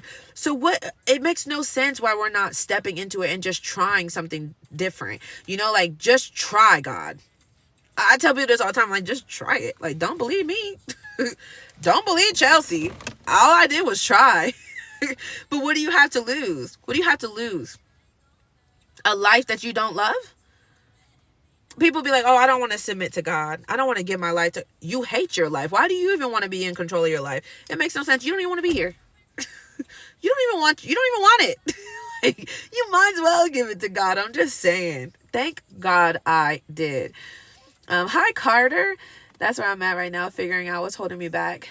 All the newbies. Carter is one of my OGs too. We don't see her face a lot anymore, but she is one of my OGs. That's where I'm at right now, figuring out what's holding me back. Yeah, and most of the time we're at the top of that list. There's not to say, that's why I always say, like, it's not that we're to blame necessarily, because there's a lot of circumstances, but our circumstances are never the things that are holding us back. They might add to it, but you have everything that you need to fulfill your calling. You have everything that you need. All you need is God. That's it. So when you're missing the source, you're trying to find all these other things. You're trying to get all these other things to implement or to take place of the need of the source. Does that make sense? Like, you're trying to get it to take place of God. That's what we talked about at the beginning, full circle. So we talked about at the beginning, like, when you have those 3 scoops of ice cream, right? You have yourself, you have God, and you have purpose. Excuse me. You want to get all these worldly things that you think are positive, or maybe the negative things too, but even the things that you think are positive, and you're trying to put it in God's place. So now you have half of you, because you can't fully have you without God. So you have half of you, the worldly version of yourself. Now you have worldly distractions, and then you're expecting to find purpose. The math is not mathing on that. You cannot do that. You cannot take shortcuts. You can't. You need 3 scoops. Yourself, your identity, God, and purpose. That's it. When you find God in yourself and you put those 2 bad boys together, you're going to find purpose regardless. Like, that is the purpose. That's the whole purpose. I know that's shocking, but that's the whole purpose. And then God leads you more to yourself. So you keep building that scoop more and more and more and more and more. We talked about that yesterday, how a lot of times we're trying to put relationships in place of God. And not just relationships, anything that you idolize. If we're talking idols, it's like anything that you put in place of God. So even, let's just give a very small baby example, because y'all have to understand what I'm saying. Even in those cases, like, let's say I go and I get my heart broken and I'm boohoo sad and I'm like, oh my gosh, I'm so sad. I don't know what to do.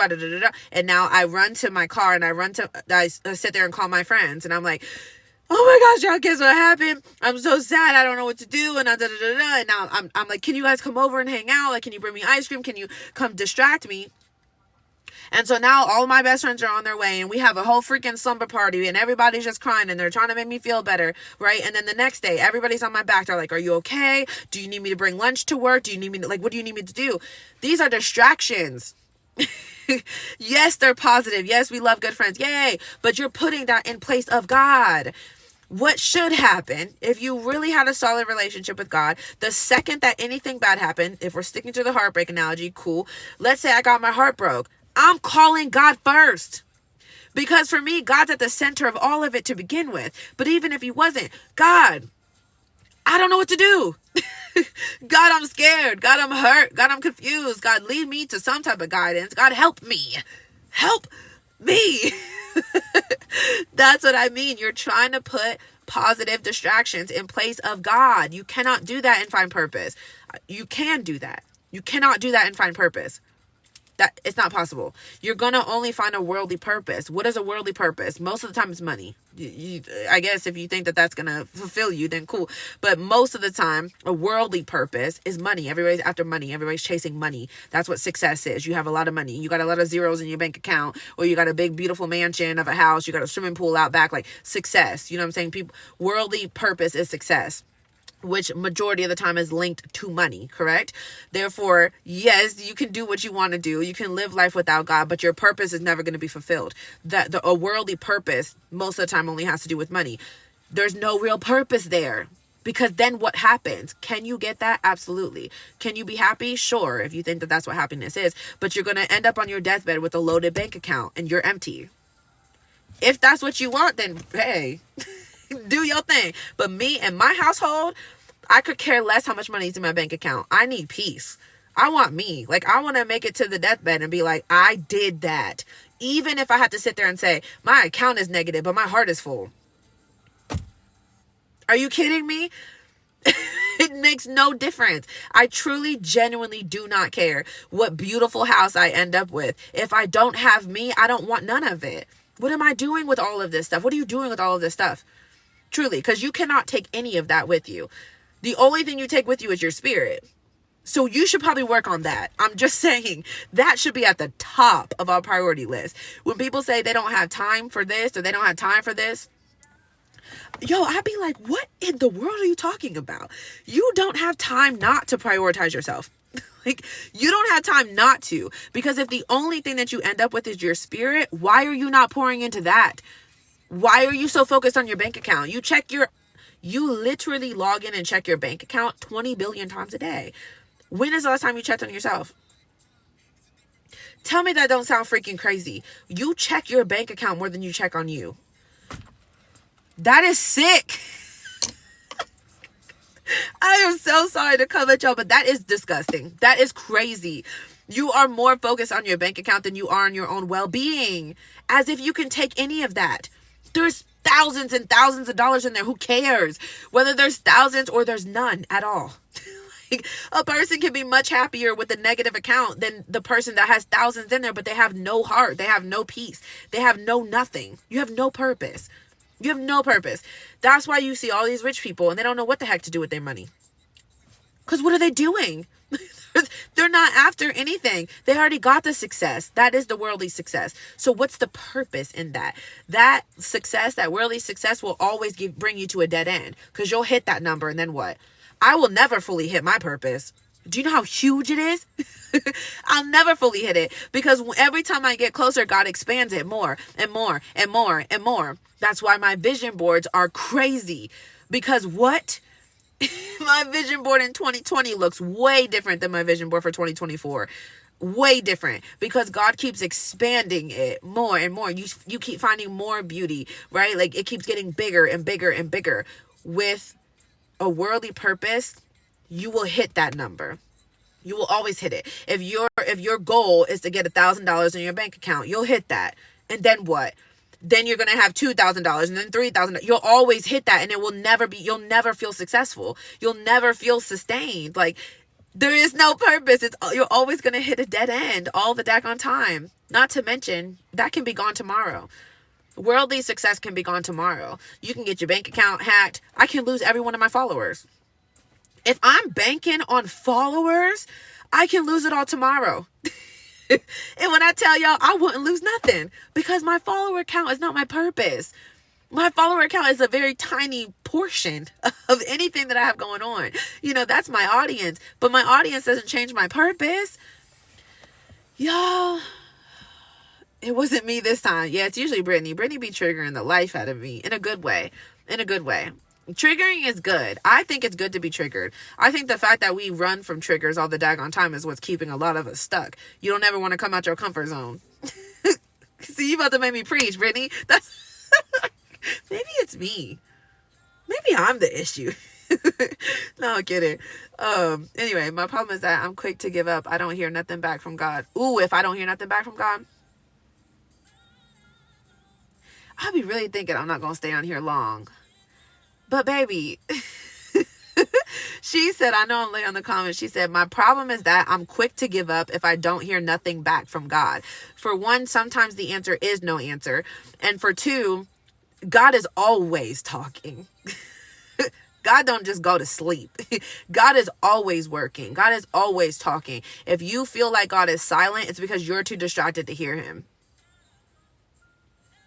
That's my answer. One of those two. One of those two. Either you're too distracted and you can't hear him over the chaos in your life or the chaos in your mind because you haven't cleared your head in however long. There's too much going on. Or the no answer is the answer. You always have an answer. Most of the time we think we don't have an answer because it's not the answer that we're looking for. So now we're like, oh my gosh, God didn't answer my prayer. No, baby, he did. The fact that he didn't let that man propose to you, that was an answered prayer. It just didn't look like how you wanted it to look like. And so now you think that God didn't come through. The whole time God was protecting you. God came through every single time. There's never been a time that God didn't come through for you. It just probably didn't look like how you wanted it to look like. And so now you're not seeing it. I'm going to leave that. I'm going to leave that at that. You keep talking even when he's silent. Yeah, I can't see this live. I can't see this live. I can't wait for the replay because something don't want me watching this. Ooh, I wasn't going to post a replay. I ain't going to lie. I wasn't going to post a replay. Hold on. Ooh.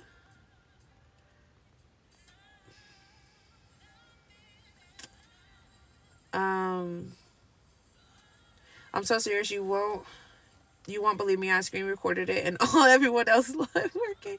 Oh Lord, not screen record. Wow, that's heavy but real.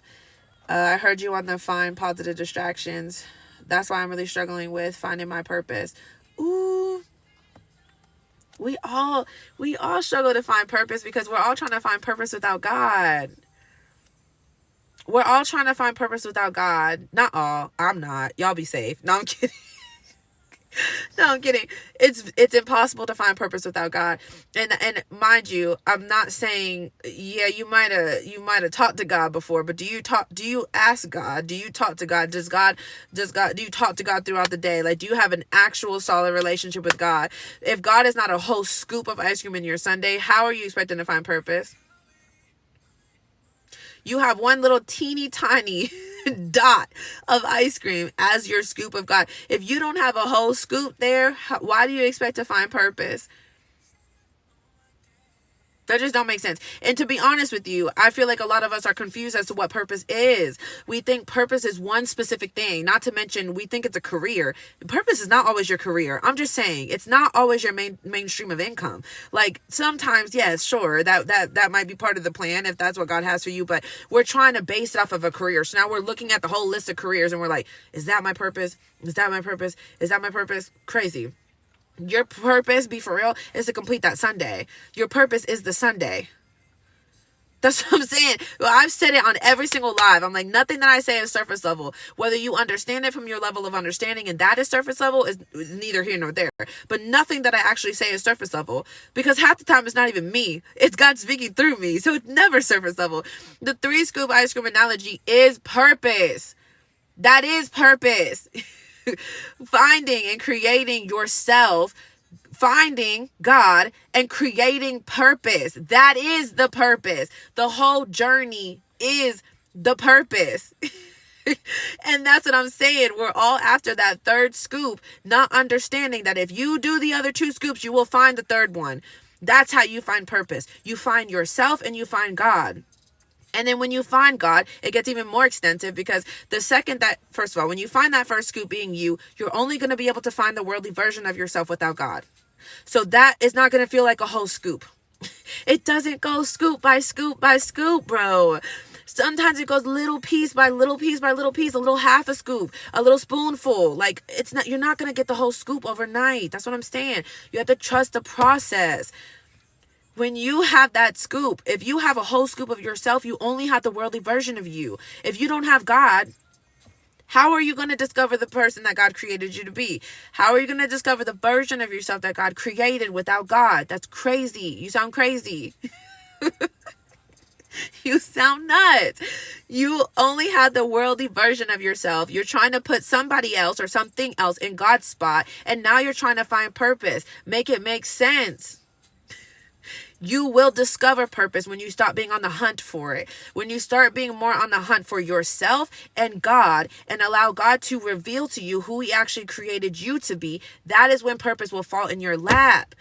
That's what I'm saying. I'm trying to get everybody to understand. I was not in search of purpose. I was in search of Chelsea. I realized who I was and was like, I'm horrible. I'm trash. I don't like me. This is not fun. I'm not enjoying myself. I don't trust myself. I don't love myself, period. And I met myself where I'm at. And I'm like, I need to go on a hunt for me. Who the heck am I? Why am I the way that I am? Who was I in the past? Who do I want to be? And I'm telling you, when I prioritized that for however many months, God revealed himself to me. God was like, hey, Chelsea, I'm God. And I'm like, come on in, God, because I ain't got nothing else to lose. And so then I invited him in. And when I invited him in, he revealed himself to me, but he also revealed me to me. It was like, this is who you've been showing up as. It's a half version of you, although that was pretty dope too. I ain't gonna lie. I was drunk as all get out, but I was funny. I was cool. You know what I'm saying? Even just a half version of me was pretty dope. Look at how much you've done without God. Imagine how much you can do with God. I'm just saying. Anyway, so then God was like, I'm going to show you who I actually created you to be. And when you allow me to do that, we're going to take off. And I was like, bet. I don't know what that means, but cool. Let's ride. How y'all think I took off? If 2 + 2 = 4, then that makes sense. You're in search of the takeoff. But bro, you have to go through the whole process. You're in search of the purpose. Be in search of yourself. Be in search of God, and God will lead you directly to the purpose. And then you'll be walking in purpose before you even realize you're walking in purpose. Does that make sense? The second you stop focusing so much on finding the purpose is when you'll find the purpose. The second you stop focusing so much on finding the love of your life is when you'll find the love of your life. What? It all goes together, and it all starts with yourself. That's why it always comes full circle. It all starts with you. You have to go to you first. You have to go to yourself first. That's why it's the first scoop. And it might not be a whole scoop, but you have to prioritize yourself, because the raw truth is a lot of us have so much brain fog. We have so many distractions in our own head, that you can't even think straight. You have no idea what you're even thinking. You have no idea what you're doing. You don't know how to even make the plan because you don't know you. You have no idea who you are. Oh, because you're so in search of the third scoop. Start with the first one. Just start with the first one. Start with you. Start with God, and God will lead you right to the third scoop. And then everything else, I'm telling you, in my own experience, everything else just falls into place. I had toppings on my sundae before I even realized I was missing toppings. I was like, holy crap, I have actual aligned relationships. I have actual aligned friendships. And then that cherry, y'all know the cherry was my sneaky link. What? I had cherry the whole time. I didn't realize that was cherry because I wasn't in a place to receive cherry. Y'all, I know y'all are following. I know you're not letting this go over your head. Chelsea, stop yelling at me. I'm so sorry. I'm so sorry. It's all love, it's all I just think it's funny, but yes, triggers are good sometimes because it shows what we needed to work on. Yeah, no, it's funny. I think y'all are hilarious. You yelling, thank you. You know what? Don't listen to my voice note. You violated me. I seen your name pop up. There's been a couple of y'all that done texted me. Not all my real life best friends on here, and y'all want to text me. What I do? I'm just trying to help you. Oh, weak. She said, you know what? Don't even listen to the voice note. I'm so sorry. Forget what I said before. That's comedy. Exactly. I've been putting God on my half a scoop as sprinkles. He needs to be the whole scoop. That's what I'm saying. Y'all trying to put God as the topping. How are you putting God as some sprinkles? That's scary. Can you imagine? That is scary. Thank you for the gift. You're trying to put God as some hot fudge when he's the one that builds the whole sundae, and you trying to put him as a... Ooh, that's foul. That is foul. See, we thought it couldn't get more foul. This is why the analogy just keeps building, because yesterday we were so appalled at the fact that so many of us as women tried to put that man in God's place. First of all, we all have 3 Scoop Sundays. Let's just put that there. We all have 3 Scoop Sundays. So no matter what, if you don't have God in that scoop, something is. Whether it's the world, or maybe you're just full of yourself and you're taking up 2 scoops of your dish or whatever. We all have 3 scoops. We all have the same 24 hours. Okay. We all had 3 scoops of ice cream in our dish. God being the hot fudge is absurd. That is absurd. What's the extra scoop? What's the extra scoop? And that's why a lot of us end up living stagnant lives like that. And we think that we're happy. We think that we're in our comfort zone, because the truth is you don't even realize you're so full. Your ice cream dish is so jam packed that you really believe inside of you that you have 3 scoops of ice cream. You probably do. They're the wrong scoops. You got the wrong scoops. You have God, Jesus Christ, as the caramel. Y'all, that is sick. That is sick. I cannot. God is brownies on top of your sundae. Yo, that is wild. I never even thought about that. That's so sick. And then you wonder why you're unfulfilled. Look at your ice cream. You got disgusting ice cream in your dish. Ice cream that's barely even ice cream. What are you talking about? You have a worldly man in God's space? Or you got just distractions. You're just distracted all the daggone time that you don't even realize you're missing God. Which is why you don't realize he's the hot fudge. He's barely even that. Most of us, God ain't in our ice cream dish at all. God is in there the tiny bit, as in like you went to church a couple Easters ago and you got a little hint of God. So he's like, you got a couple little sprinkles in there, I suppose. But most of us don't even have God anywhere in our Sundays. And then we really blame everything around us. We're like, the world is so horrible. Is it? Because my world is beautiful. I'm just saying, like, you can't convince me that life ain't sunshine and rainbows in my little world. Like, bad things happen, absolutely. Do I fully understand there's a world of horrible things out there? Yes, we live in a lost world. But you can't convince me that life ain't just happy and sunshine and rainbows, because I make it that. It's very rare that ridiculous things are happening around me, because I don't be around those environments. I don't let people disrespect me. I don't let people play about me. I don't sit around, you know what I'm saying? Like, I don't sit around in uncomfortable situations. And that's why a lot of us, we have God as a sprinkle, and then we wonder why life is miserable. God as a sprinkle is crazy. It's like, even saying that, Brittany, I'm so glad that you said that, because that is so, that really adds to the analogy. Like, that's sick. That is so sick. I just can't even imagine building a whole life and then just adding God at the top. Just a little razzle dazzle. You have God as the razzle dazzle. Oh my gosh. Yo, that's all. Let's ride. Yeah, you know I'm ratchet. That really is how I be talking. I'd be like, all right, I don't know what I'm signing up for, God, but all right, come on, let's ride. Because I was miserable in the car ride by myself anyway. You might as well add God in there. Look at how much you've done without God. Imagine what you can do with him. You hear me, Amber? Come on. Come on. Imagine how much you can do with God if you did all of that. And God told me that. God clarified that to me personally, because I had a whole business. Y'all know, if you know my story, I had a whole business before I ever knew God. And so I was sitting there like, wait, I'm hitting all these numbers I never expected to hit. I mean, I'm successful, but I was losing all of it. You know what I'm saying? I was barely breaking even half the time because I was so behind on everything else that I was always, I was messing up. I didn't know what to do. And so I was like, okay, I have this successful business, but I'm not fulfilled at all. So what the heck? And so when I went to God finally, he literally was like, look at what you did without me. Like, just imagine if you could do that with peace.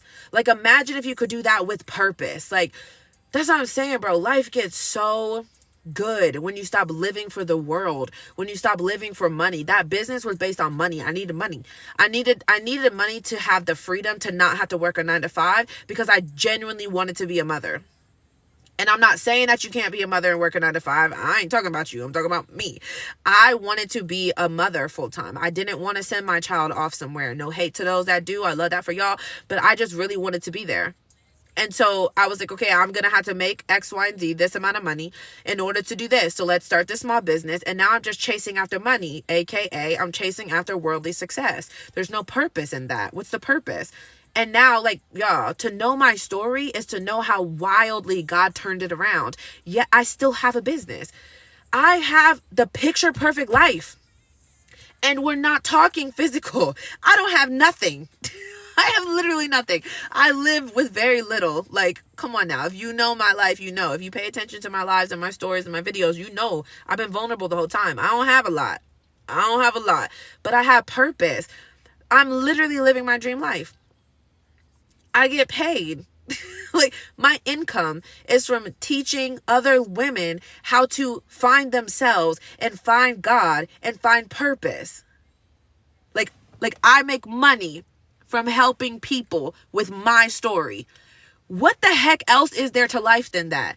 Like, what seriously, how much better does it get than that? And I still have everything on my list. I got the freedom. I get to bring my son to school and pick him up every day. When something goes on, like he forgot his recorder for his little recorder club recently, they called me. I can go take a nap right now if I want to. Like, I have the freedom. Why? Because I went to God instead of trying to figure it out by myself. Not because I'm more deserving, not because this is the, whatever, but because I went to God and I said, God, I feel like I've been failing. I feel like I've been trying to do it without you. I don't even know if you're real or not, but if you are, can you come help me? Because I've been really trying to go hard for this and I don't feel fulfilled. I'm not happy. I'm not having fun. This is not enjoyable and I don't want to do it anymore. And God was like, come on. Bet. I've been waiting for you. That's why I tell you guys the story in Luke all the time. It freed me so much when I realized that's my story. In Luke, it talks about the parable of the lost son and how the son went and spent all this money, aka I grew up in church. I had understanding on who God was. I didn't have that solid relationship with him for myself, but I knew right from wrong. I knew that I wasn't supposed to be out doing all that extra stuff. I knew that. Wasted it. Just like it says in Luke, he wasted it. He wasted all his estate, and then he didn't know what to do. He hit rock bottom. So it says he was starving. Nobody would help him, and he was starving. He was dying, aka he hit rock bottom. If we're putting it in a worldly perspective, I hit rock bottom. I almost quit. So I went to God. I went back home. I was like, okay, God, I know what I grew up on. I understand the Matthew, Mark, Luke, John. I get it. You know what I'm saying? But I don't know the extent of everything. I don't get it. I don't know if you're real or not. So if you are, come help me. Because your girl is going through it. And your girl don't want to do this anymore. Like, I'm about to be a goner. Be for real. I'm about to be a goner. I'm about to quit. So I need your help. And I'm telling you, God threw a party. Go read your Bible. It's in Luke. The parable of the lost son. It literally says, when he went home, his father threw a party. He threw a banger. God was like, turn up, Chelsea. I've been waiting for you. I've been literally standing here waiting the whole time. Like, and I give that analogy all the time as far as like the busy household, right? Because God knocks. God does not bang at your window. The enemy tears his way through. But God, it's like the softest little knock. And he stands there and knocks and knocks and knocks, and he never stops. He never stops knocking. You just don't hear him because you're in the household full of distractions. It's loud in there. It's so loud. And you got all this liquor and all these men and all these, worldly friendships that are not helping you. So you can't even hear God calling you because you're sitting there cackling about how much your baby dad hurt you. Y'all are just sitting there in a group, just like clowns. Y'all act like clowns. And then you wonder why your life is miserable because God's still standing there knocking at the door. He's still standing there. While you're doing what? That's the whole point of everything that I've said on the entire live, the entire time. It all starts with you. You are the one holding yourself back. It's not God. God's literally right there outside the door waiting. It's not even the enemy. because God, the enemy can't compare to God. So even when the enemy keeps breaking into your house, if you just open the freaking door, God will help you. This makes so much sense, y'all. This is not as hard as the world makes it seem like it is. This makes sense. This is very simple. 2 + 2 = 4. Open the door. Cut out some of those distractions. Take that man out your bed. Take the man out your bed. You are exchanging energies with a stranger, baby. Please take that man out your bed. I'm telling you, it ain't worth it. Okay? It might feel good in the moment, but it's distracting you. So the whole time God's standing there knocking, and you standing there knocking.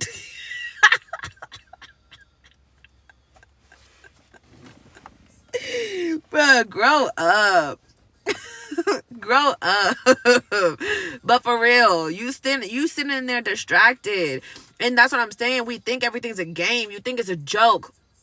You think it's a joke that you really laid up in that bed because it feels good. But the whole time you're ruining your whole life. You're wasting time doing what? And that's what the enemy wants. That's a wild part of it all. That's why the enemy's winning so much in so many areas of our life, because we're allowing that distraction to take place and we're laughing.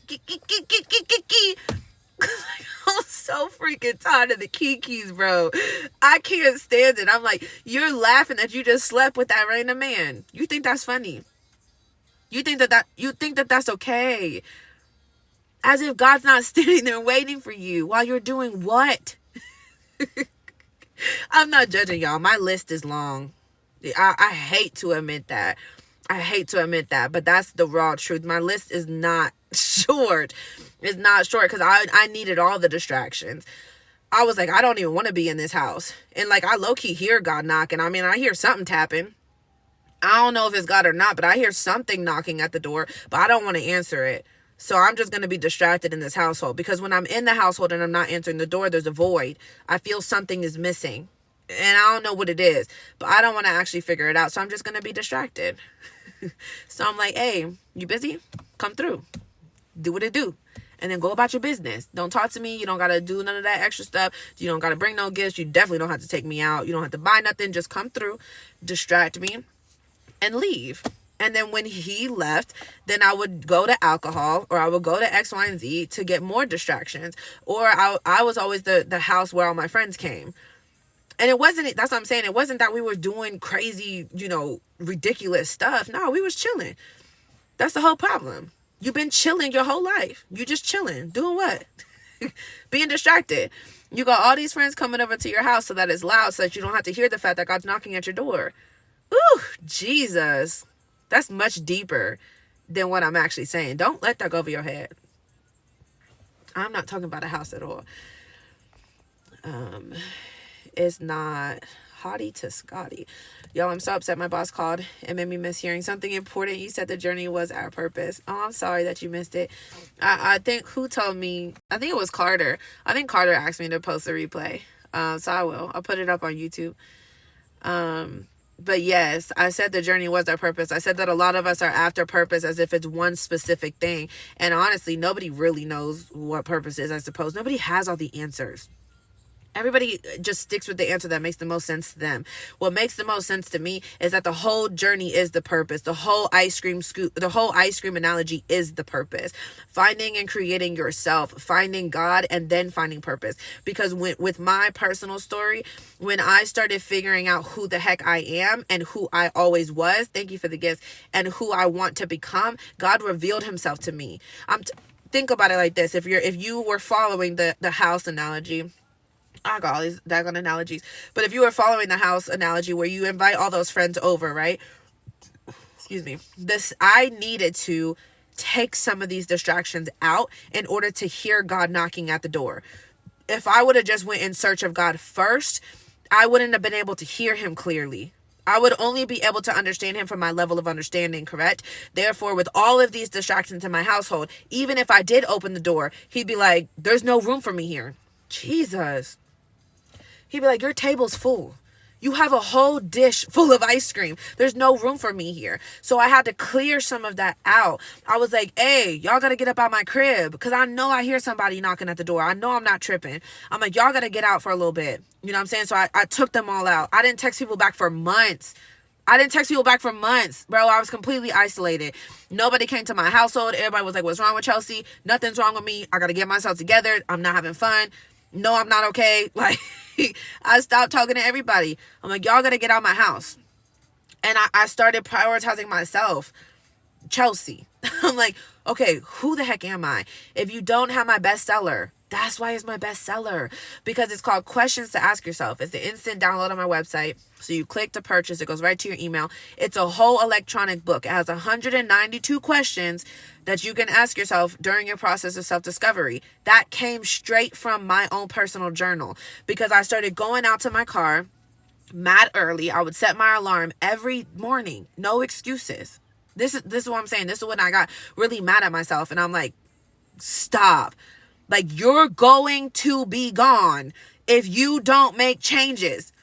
We can convince ourselves otherwise all we want to, but that was my raw truth. And I'm like, fix it, Chelsea. You ruined it, now fix it. And so I got so hard on myself. And so I'm like, every morning, no excuses. I don't care if there's a man in your bed. Get up and go out to the car. And I would go sit in this car in my driveway, and I would just think.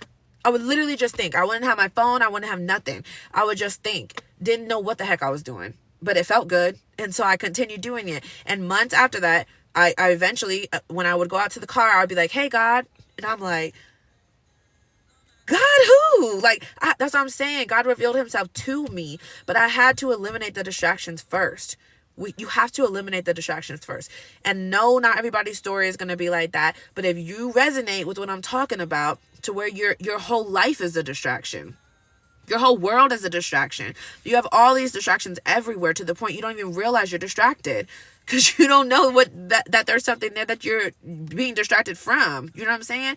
You're in love with the pit stop, and you don't realize that there's a whole destination out there if you just keep driving. Like, go, get in the car. Please get back in the car. Oh my gosh.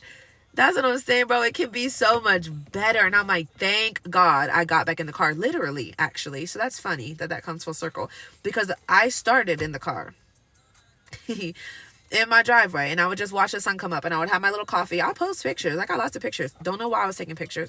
Didn't have no relationship with God at all. Was not praying. Didn't even think about praying.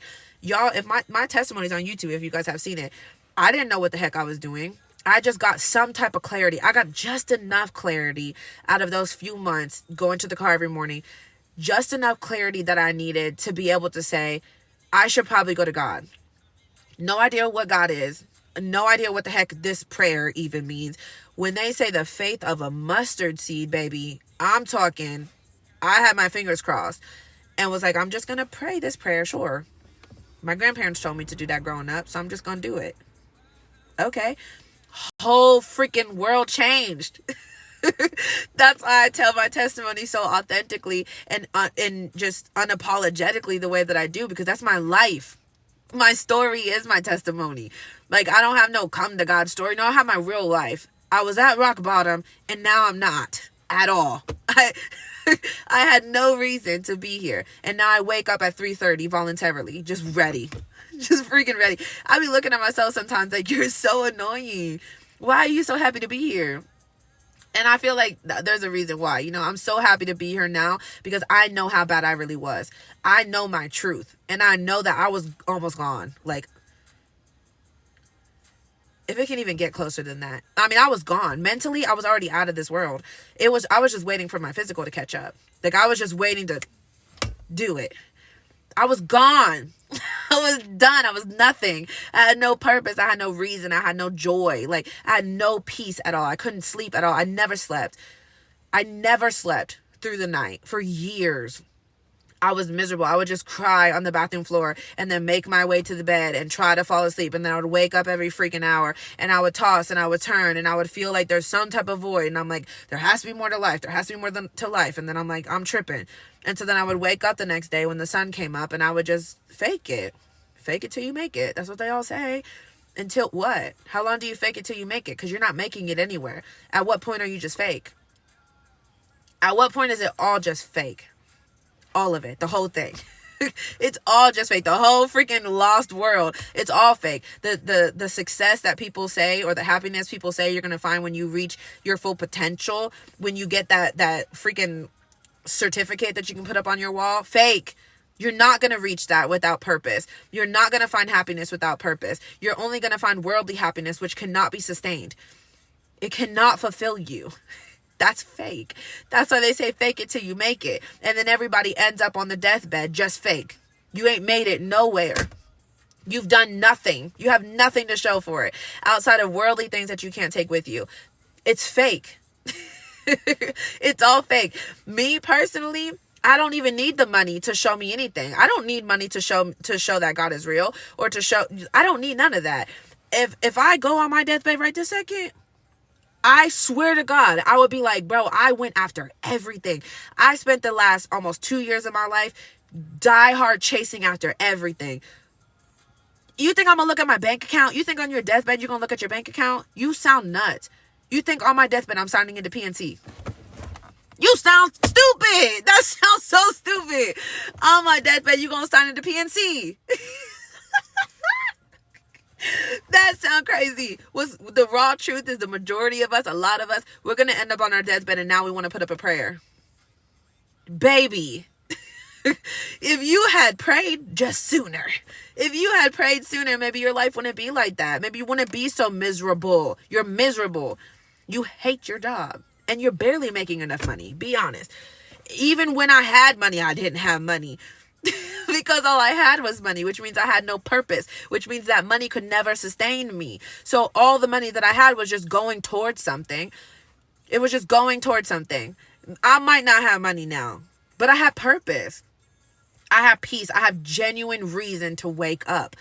What do I need the money for? I have everything that I need. I have enough money to pay for what I need to pay for. I have enough money to put gas in this little vehicle to get me to where I'm going. I have enough money to pay for my gym membership, which gets my body right and my mental health right in order to fulfill my calling. I have everything that I need. You have everything that you need. You literally have everything that you need in order to fulfill your calling. You're just so distracted by all the things that you want. You want all the fancy clothes. You want all the fancy cars. You want the big house. You want the freaking degree. You want all of these things. These are worldly wants. God never said that you need that to fulfill your calling. God never said you need that to find purpose. You're just chasing after wants. And then you wonder why you're not fulfilled.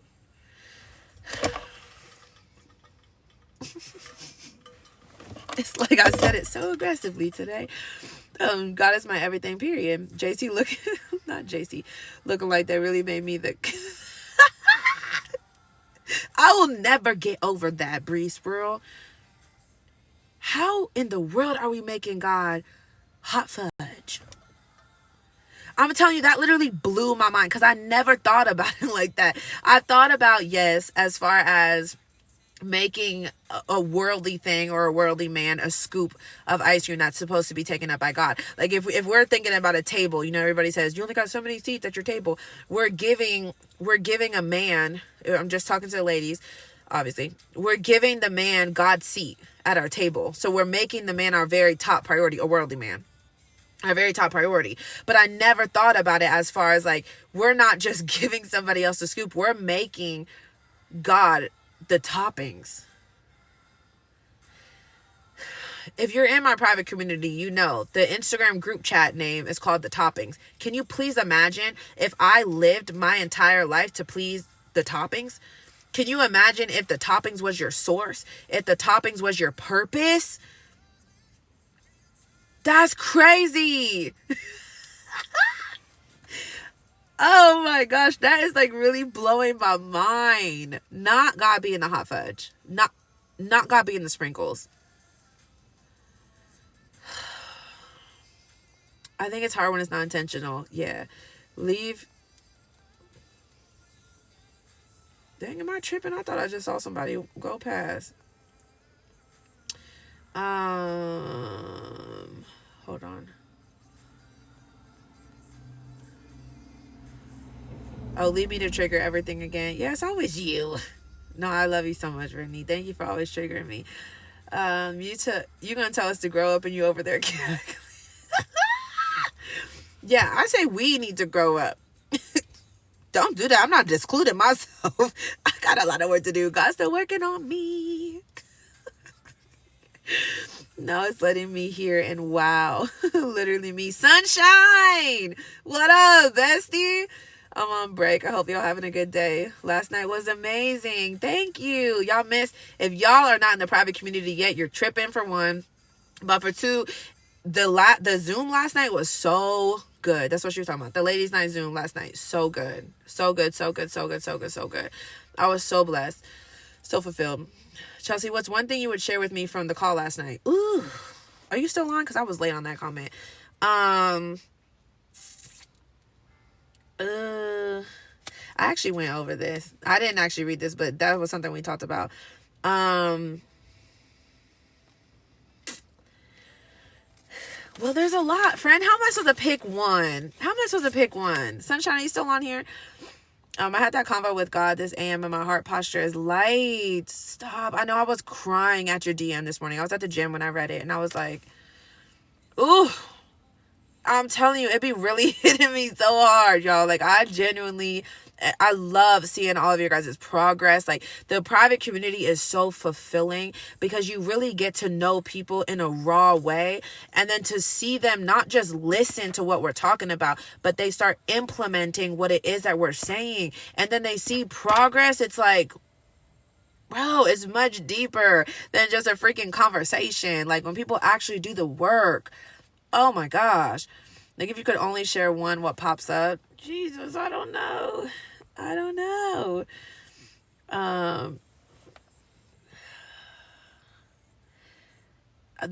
know because I feel pressured. I'm nervous.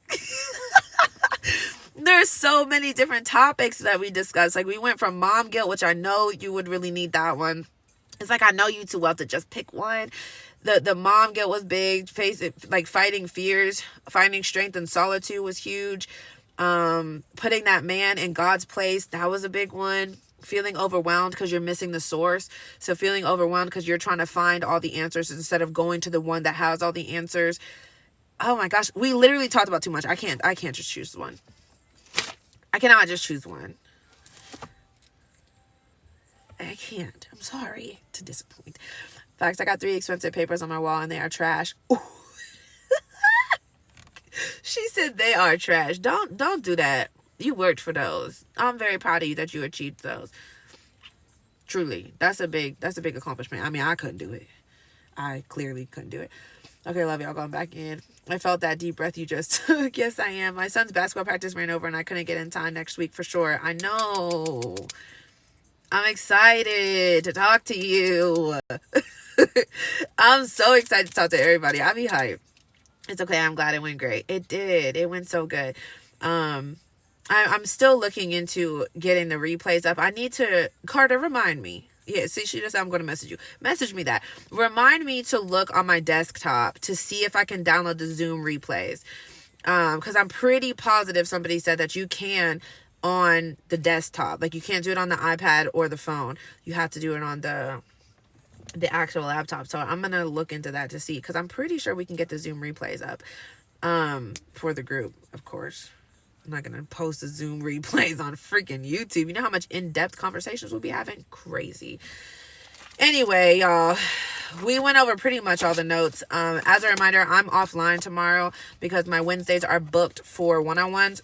I think there's still 2 spots. I couldn't even tell you what time. It's all written in my thing in the house, but you can look on my website if you're interested in booking a one-on-one for tomorrow or next Wednesday or whatever Wednesday you want.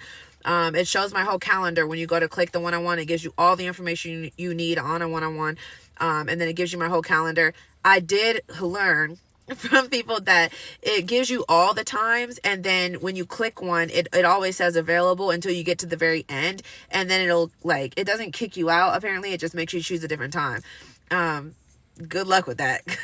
That sounds annoying to me, I ain't gonna lie, but whatever. I haven't had no complaints. They said it went fine. So if you're interested in booking a one-on-one for tomorrow or whatever Wednesday, I take my Wednesdays just for one-on-one. So I don't do live on Wednesdays, so I won't be here again until Thursday morning.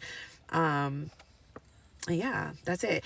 Another reminder with the private community, price is going up on February 1st because the value is going up on February 1st. So we did a whole rebrand on the private community. It's now called Overcoming Me, where we are working together. Like, I'm not just talking in the group and telling all these women to go do their own thing. No, like, we're all working together. Like, I got a notebook with each member's name at the top type thing. Like, we're doing the actual work. We're making sure that we're working on those Sundays, and building in every aspect of everything of life. We're doing the weekly Bible study. So starting February 5th, that's that first Monday, we're studying the book of Matthew, just chapter 1 through 8. I broke it up into weeks or whatever. We're talking about the birth of Jesus. We're talking about money. We're talking about how to pray, fasting, all the things, which is why it's going up. That's why the price is going up, because the value is going up so freaking much. There's no way it's $12. It's like crazy, truly. So if you want to get locked in at the price, go at the price that it is now. You got like 2 days. You have like literally 2 days. When you go to sign up, it asks you for your Instagram handle and it asks you for your Facebook name, because we have a private Facebook group starting February 1st where we can do like private lives in there. So that'll be really nice. I can also, it's really easy to post the downloads. So I can get those mood trackers out for February through the Facebook group. So it asks you all of those things: Instagram handle and your Facebook name. As soon as I get that, I'll shoot you a welcome survey through Instagram. And so you can fill out the little survey. None of the questions are mandatory. You can just, if you want to fill it out, you can. It just gives me a better idea on what you're in the group to work on, so that I can make sure that we pinpoint those things. It also, if there's something I know that I cannot help you with, I'm not about to take your money. Like, I'm not about to do that. I'll be like, respectfully, you're better off watching me on Lies, because I don't know anything about that. Now, if you resonate with anything that I'm talking about on Lies, that has never happened. I've never had to deny anybody, but just to make sure that I'm able to help you find value in the group personally, not just within the whole community, because it's very personal at the same time. We talk about a lot of personal things. So anyways, if you're new here, you can click the link in my bio to see all of my work. It's literally all things C-Win, because my name is Chelsea Wynn. Nice to meet you, friend. So you can download any of my ebooks. They're all electronic books, so you'll click to purchase. It's an instant download, goes right to your email. You can find any of my social links. I'm active every single morning on Instagram. So if you're interested in seeing like the behind the scenes of my life and my actual routine, I don't just talk the talk, I walk the walk. Like, this is my life that I be talking about. So you can see me in my wake up time. I do like a wake up call. In the mornings, I'm usually like acting a fool in the car before I go inside the gym. So this is all posted on my Instagram story. If you're interested in that, all my social links are right there at the top. You can also book your one-on-one. You can join the private community. Everything that you need is at the link in my bio. It's all like one big landing page. Besides that, I'll be back Thursday morning at 9:30 a.m. EST. What'd you say, Carter? Amen. Listen, Netflix was so much more worth. I know. I don't know what I was thinking. I do know what I was thinking. It was like God gave me a vision for the group, but I didn't see it. I couldn't see it until I saw my value. So God was like working on me the whole time that I was growing the group, which is why I say you guys are my OGs. That's why I'm allowing the price to stay locked in. Like the people that sign up through Patreon, you'll never pay more, because y'all saw me before I saw me. Do you know what I'm saying? Like, I'll make sure I'm taking care of y'all. What? Come on now. I didn't make it here by myself. I'll never forget where I came from. I ain't really one of them. So yeah, you guys saw me before I saw myself. And so I saw this vision for the group, for the private community, but I didn't really see it. And so now that it's all starting to come together, I was like, oh, that's why God said it's going to be way more than $12. Are you crazy? $12 is insane. With as much value as it. Come on now. Have a great day, Bessie. Bye, Bree. I love you and have a great day. Bye, Carter. Have a great day. Bye, Selena. All right. I'll see you guys Thursday morning.